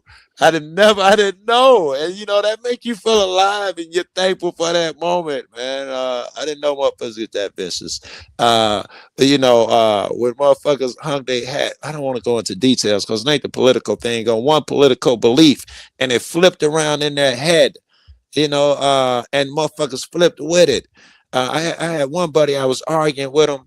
He's a pro-Trumper. I can't have this conversation apparently without saying politics. He's a pro-Trumper though, and I was talking about the death and this time it was Palestine. I was like, it looks like a parking lot over there in Gaza. And he was like, I don't care. I hope they all die. This nigga's a Christian. That is fascinating to me. What's kind of interesting about his hope is that he is like what he hopes will happen. They are all going to die. I mean, maybe not when he wants, but they are all going to die because everyone dies, right? God, man, now I might have to do this. Man, how y'all saying this? There's more Palestinians now than when October 7th happened. Yeah, they got to do with them killing motherfuckers though. That they multiply faster. So what they got to do with supposed genocide? How do you outbreed a supposed genocide? I'm not talking about outbreeding. I'm just talking about murder. It's bad. Well, yeah, murder is bad. I agree. Yes, and wait, no, I don't. We talked about this earlier. All die. I would usually grant that, but we talked about this earlier. Me and Shiva said we're not granting this. So no, murder is not bad. You're just emoting emotion. Well, okay, I'll give you. No. You know, run with it. Run with it. Yeah, I'm smart enough to chase that shit too. And yes, murder. Yes, this shit's you know, good time, bad time. It's subjective is the word I'm looking for. Yes, but. You know, I'm not having that fucking argument. I am saying that dude's logic must remain consistent. And if murder, by his definition, meant this Tuesday and then Wednesday, it no longer means that. That's fucking interesting, and that's all I am saying. There are times. Okay, I've completely lost the plot of what you two are talking about. I'm talking about how fascinating. I don't know if that's my fault or your fault. And listen, Okay. I'm willing to say, to end it off and maybe get it back after this to somewhere she would say, I'm willing to say, I don't think that the settlements should be pushed land-wise any further that they are. I do think Palestine, I believe in a two-state solution. Very good. Oh my God, you're It's talking just, about Gaza. Oh, Yeah. okay. Yeah. But it's Yeah, just, come on then. it's just, Carry I on. hate a lot of the arguments around people who use a lot of really emotional baked arguments. We agree, especially when it comes to those people over there. God, And I when got friends who are that's just what I'm Palestinian. saying. When I hear like the God idea like, bless oh, them. they're all gonna die, it's like they're not all gonna die. Like a huge amount of their population are Jordanian Palestinians, and they're just fine in Jordan right now. The That would Palestinians are be not gonna all die off. alarmism when they say it. So I can agree. I can understand your distaste the moment they hear it. I hear it. But if I could bypass the emoting and see the argument behind them, the argument would probably still hold. There's some liberal leftist Democrat saying that he's Hitler. I can get past that and say, well, you know what? It sucks, but I got to do this if I'm an adult. What attributes led Hitler to his power? What turned him negative? I got to see, and then ask if Trump has those. And then I'm getting to the base of maybe what they meant to be trying to say. I'm not confused by the crazy shit.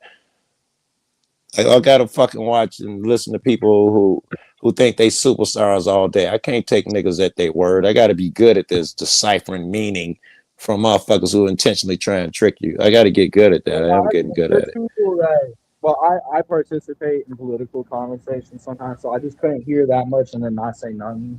So I had to at least represent I dig someone. it. I dig it. I dig it.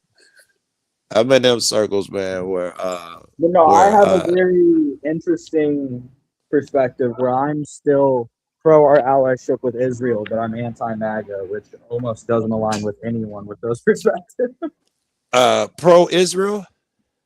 Not pro, like I'm America first, but like I'm pro Well, the well, idea just to of us pro having Israel, I don't allies. think you're pro Israel. Just the fact that you was like, man, y'all need to have a two-state solution. Stop the what Well, they I'm call not the pro settlements. everything that they do. I'm pro the idea that they ought to have a state. They have made a stateship there. It's been recognized.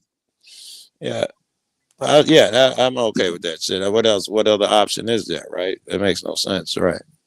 I don't like the aggression, but I wouldn't like it coming from anyone. Israel's not special.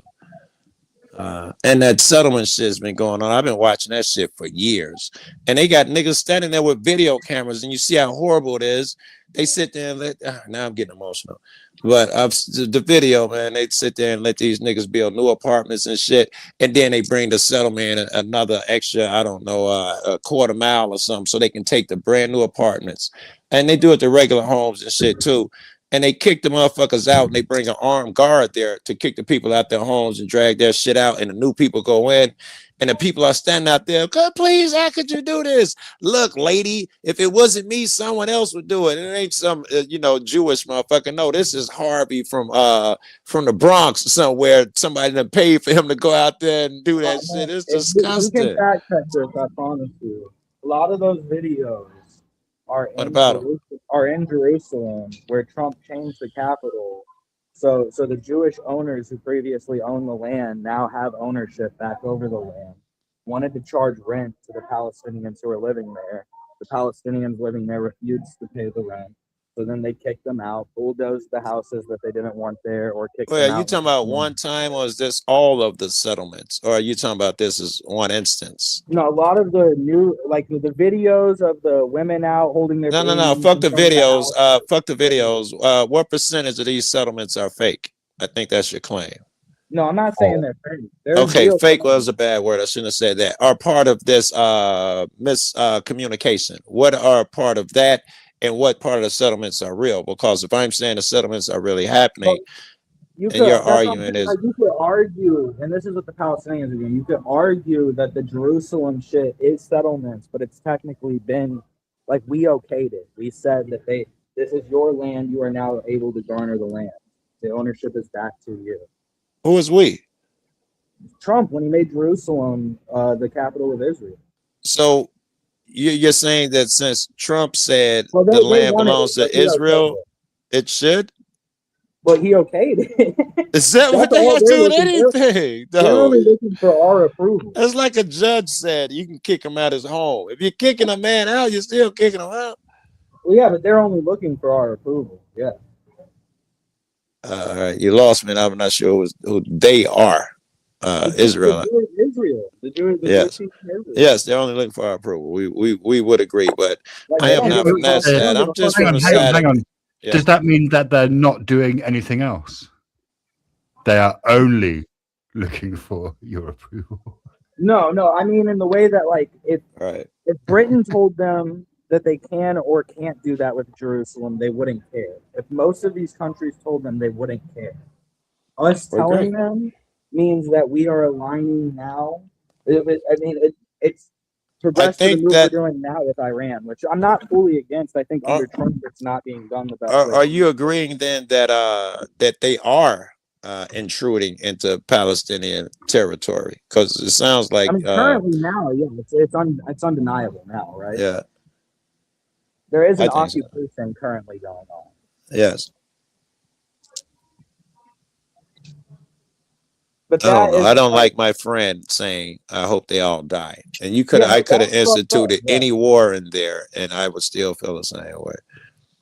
Well, that's I because just- like a lot of the people that are looking for justifications for it, rather than looking for anything that can actually like explain what's happening, they're looking for reasons to justify why these people are evil and why they deserve these things.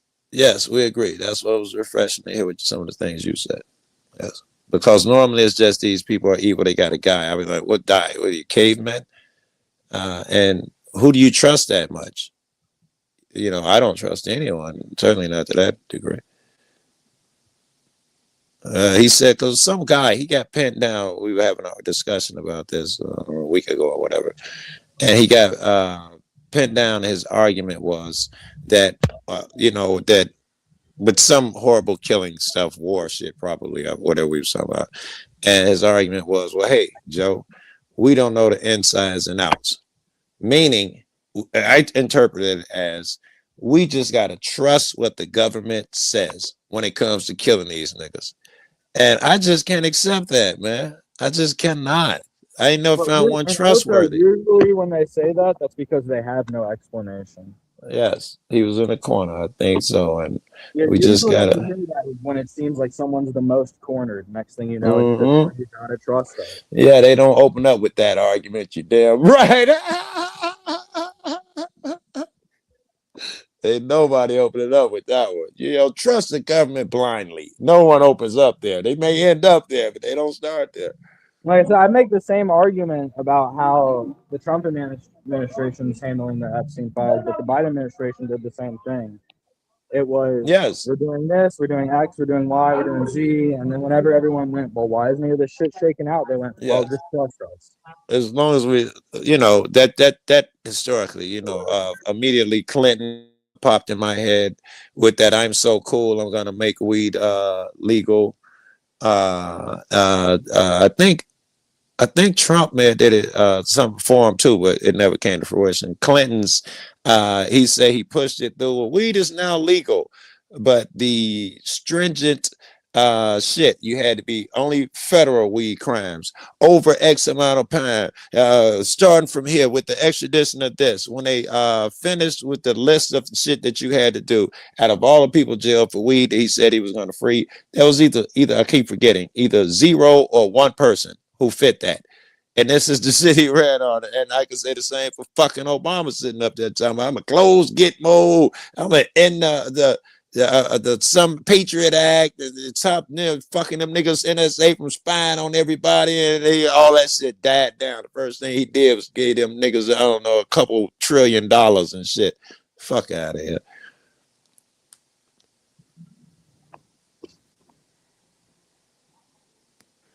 I don't trust none of them, bro. They get in there and somebody tap them on the shoulder. About American politics. I am trying to keep it off of politics and make a bigger statements, right? My statements are about hypocrisy, heart,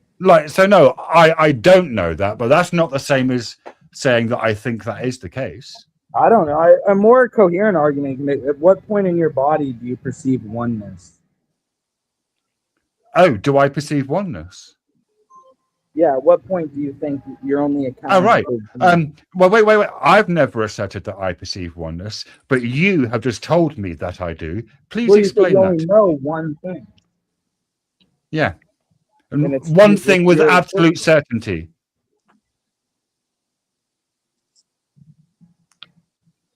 But that's what I'm saying. Is like, how do you know you exist? Oh, actually, let me. Actually, I think that might be There's wrong. your proof for But- God, by the way. How you know you exist? Oh, See, we don't think there's a God. how There's do your I- proof. Oh my God, I'd forgotten Joe calls proof and how infuriatingly mental they are. But anyway, Because if you just accept, like you even put this idea earlier with the eyes. Right. If you accept the idea that we're unfaithful narrators to our own experiences, then you Right. can't be certain of anything of your own assessment. You can be certain that there is something out there beyond your own assessment. You can be certain of that, yeah. Because you know you're inadequate, that means there's something else out there that you're Like, lacking in are finding. you There's s- something bigger out there that you're barely scratching the surface of, perhaps. I mean, look. It seems God. like to me, it seems like I don't even know what it would mean. Like if someone were to say to me, "Oh, I don't know that I have a mind that is having experiences," or that there is a mind that is having experiences, Right. and it's that like their mind, I kind of I wouldn't know how to pass that. So I would probably need to quiz them about exactly what it was that they Would were you saying. agree that experiences are occurring? Well, that they are what we'll call real for now, if that don't fall apart too fast. That the experiences are actually happening. Are they actually? Whether they're I mean, happening yeah, my they- mind, his mind, reality, the experience is actually Well, happening. I can only speak to my mind.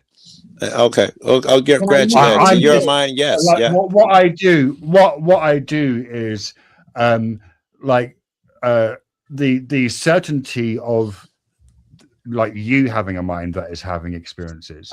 I would kind of like place at 99.999 recurring percent. You know, so it's like as close to 100 so as to effectively be 100. Yeah, as But of I can't- everything you know, this is to be true. Okay. If I could run for a second, Shiva, and stay with me Mhm. here. If you've got such a high degree of certainty, given even our experiences and yours, or what the experience is occurring, Mhm. I want you to take a second and think of whatever the experiences is. You don't have to solidify it, but just there is an experience. Give it a vision in your head. Now, this experience, let's assume you were born blind, and stay with me. It might take a second. This experience that you know has color in there, along with a bunch of other shit. If the guy who's born blind, his doesn't have color. He's never experienced. He doesn't know what it is. So going back to your experiences, would you agree that there are probably a host of other receptors that you weren't born with that would reveal more of the experience? You agree? I mean, that's certainly possible. I don't know if that's the case. I mean, I want to know if it's likely. If it's likely. Yes.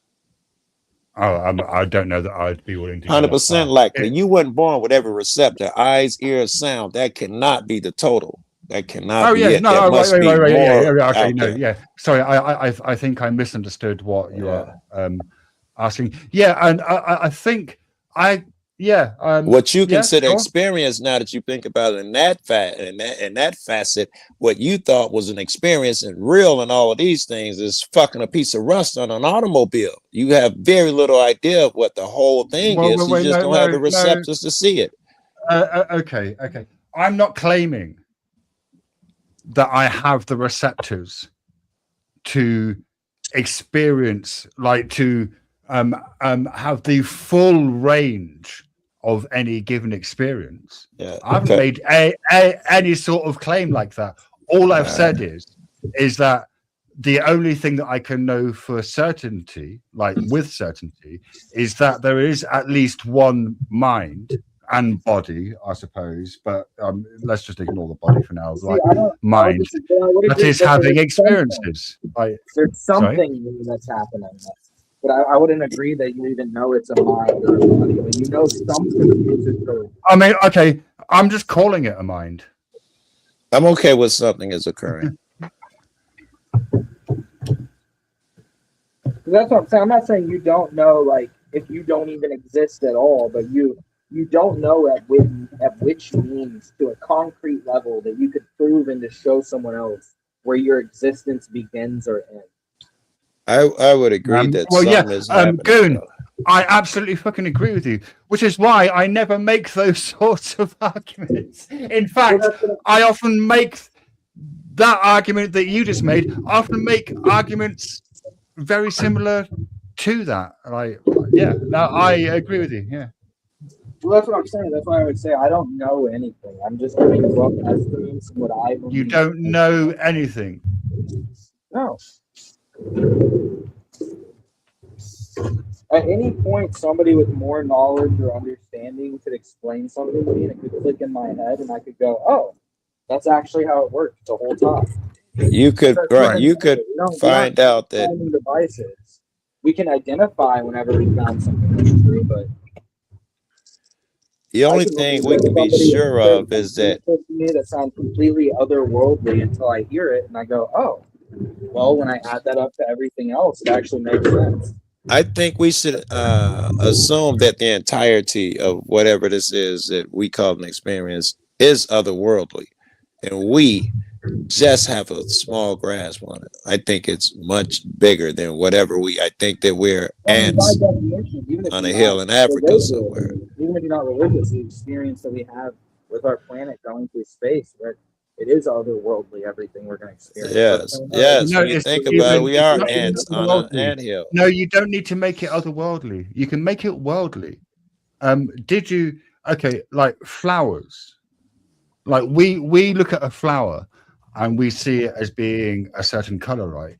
But like some flowers, a lot of flowers, I don't know, but some at least have secret markings on them that we can't perceive with our eyes unless we use a UV light, right? And then those markings show up under UV light. But birds and bees and maybe some other kind of animals, like they can perceive those colors, right?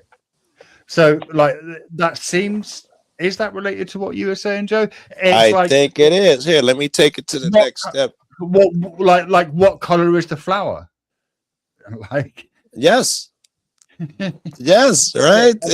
Every time you say something like that, it tells me that that's why what I know of an experience, I should never be confidently saying anything. I know that much just because I know how inadequate my receptors are. I should never be confident about anything. Yeah, I mean, it might be that we're all sort of broadly espousing the same kind of view, which I call, and other people also call, I didn't coin the phrase, like it's epistemic humility. But I like to add the word pragmatic in front, because like for everyday usage in everyday life, it doesn't fucking matter. Like if you know it's raining, someone says, do you know if it's raining? And it is raining, because like you can just say, yeah, I know. Like for everyday life, it's all of these things will not come into play. That's why I've always argued whenever religious people will say, like, there's these small gaps of explanation in science, therefore I insert God into these gaps. I'm like, if you look at any religious book, there's huge gaps of explanation that science can't get inserted into. Like, I mean, I think I'm about to insert God into it right now. Yeah, do you? Yeah, but God's infinite, Goon. Like, God's infinite, Goon. So you can insert him into huge gaps, no problem.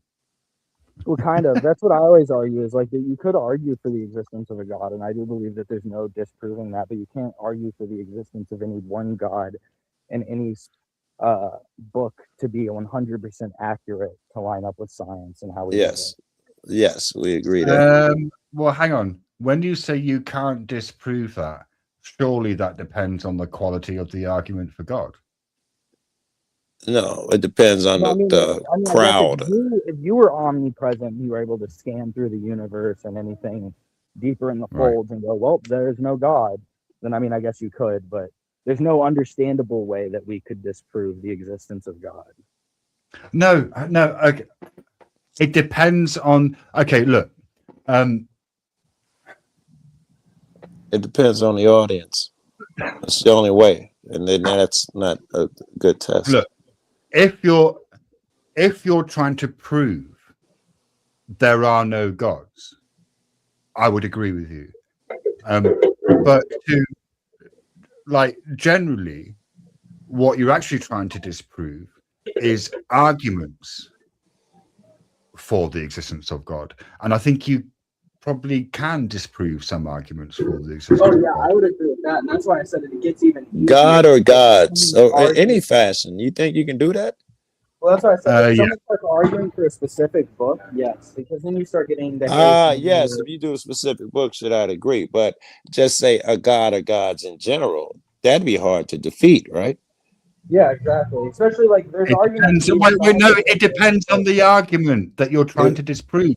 Because you if you're going to say some kind of vague God, right? Like you still need to have an argument. Okay, so you would need the definition of God in order to continue. Yeah, that's where we're going.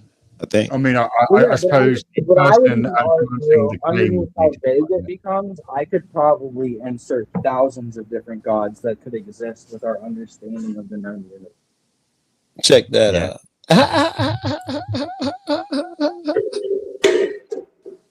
And this is where you see, like, there was an argument. That's what H.P. Lovecraft did. Well, your sound is getting worse and worse. Now that they was I'm possible. sorry. Yeah, give me 1 second. That's what like writers like H.P. Lovecraft originally did. Yeah. What's in between the gaps of lack of knowledge, you insert the idea that there is this even larger well of knowledge that that what we know can't even compare to. Well, that's a given. Have we there's read a larger the same, well of knowledge? It should be a given. It don't mean God, though.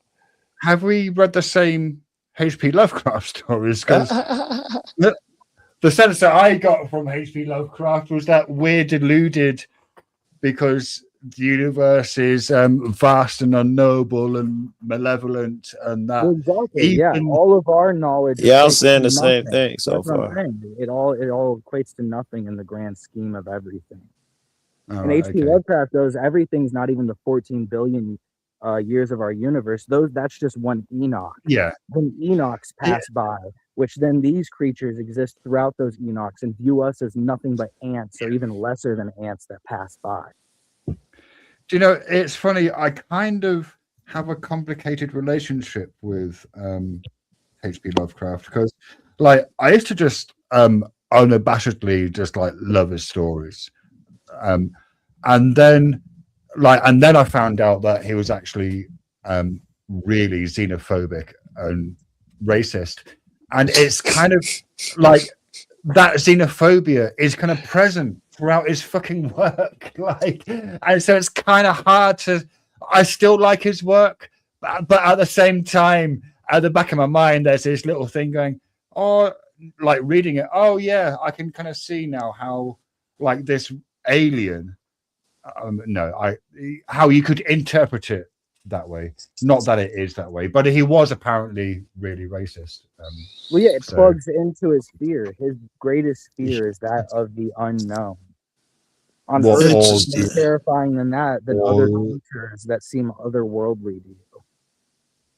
Oh, I love it. I just put it all into American nationalism. I think most Americans is running towards some racist bullshit. That's why I wrote about the Asians so much, and the idea that Asians were demon worshippers, especially the Mongolians, because that's what I'm going with it right now. Yeah, it's so alien to him, they might as well have been worshiping something from another world. That's what's going on now with the hatred of the immigrants. It's unnatural. It's crazy. It's the xenophobic shit that Shiva is talking about. they hate him for irrational reasons.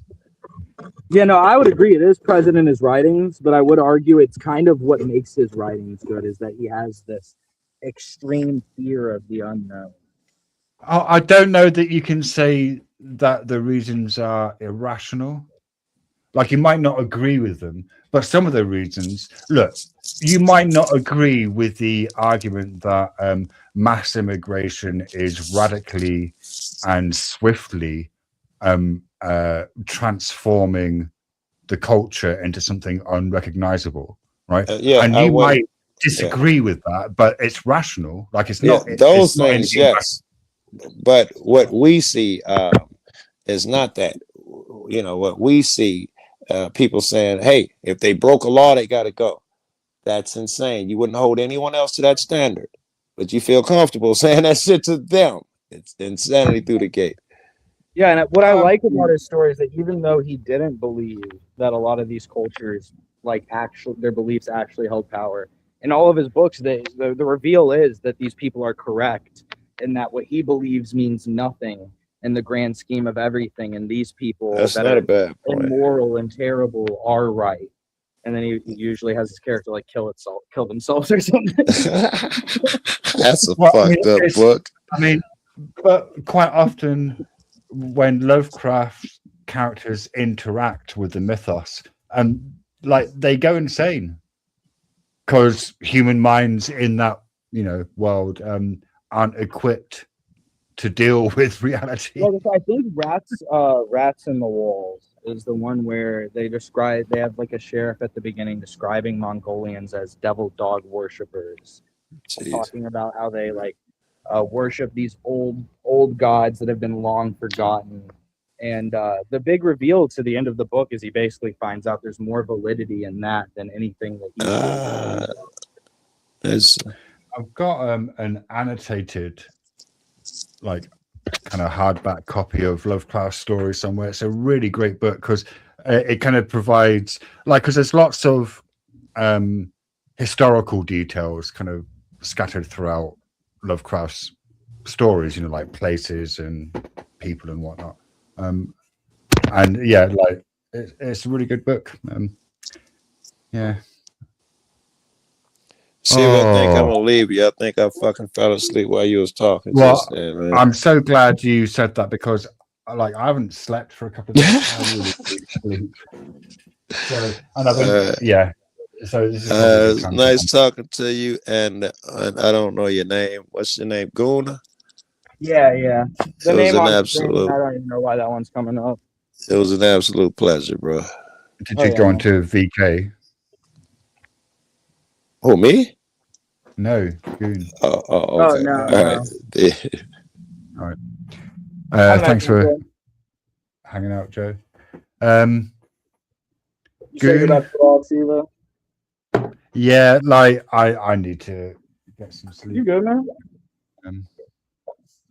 So I've only been like half working at work right now, anyways. So I should probably get all my shit done. well, thanks for hanging out, Goon. It was lovely. Yeah, and I'll see you guys later. And to the two people watching in the stream, thank you for watching. You guys are gonna be Whoever you months are. again, or are you coming back soon? What do you mean by coming back? Like, are you gonna be going live again soon?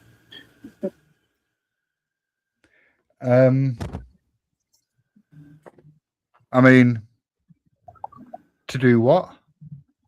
Talk about stuff. You could name a topic that you want me to look into. I'll look into it, and then we can talk about it next time. How about that?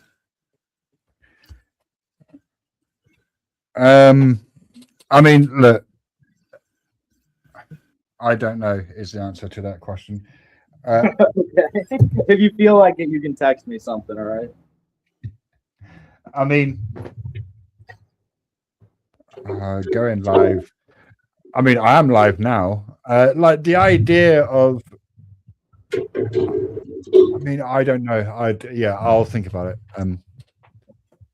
Okay. I like having something to discuss something with today, like the murder is bad thing with dope.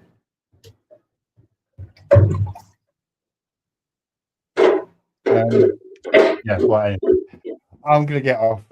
Thanks for hanging out, Goon, and Yeah. I'll see you all later. Have a nice night.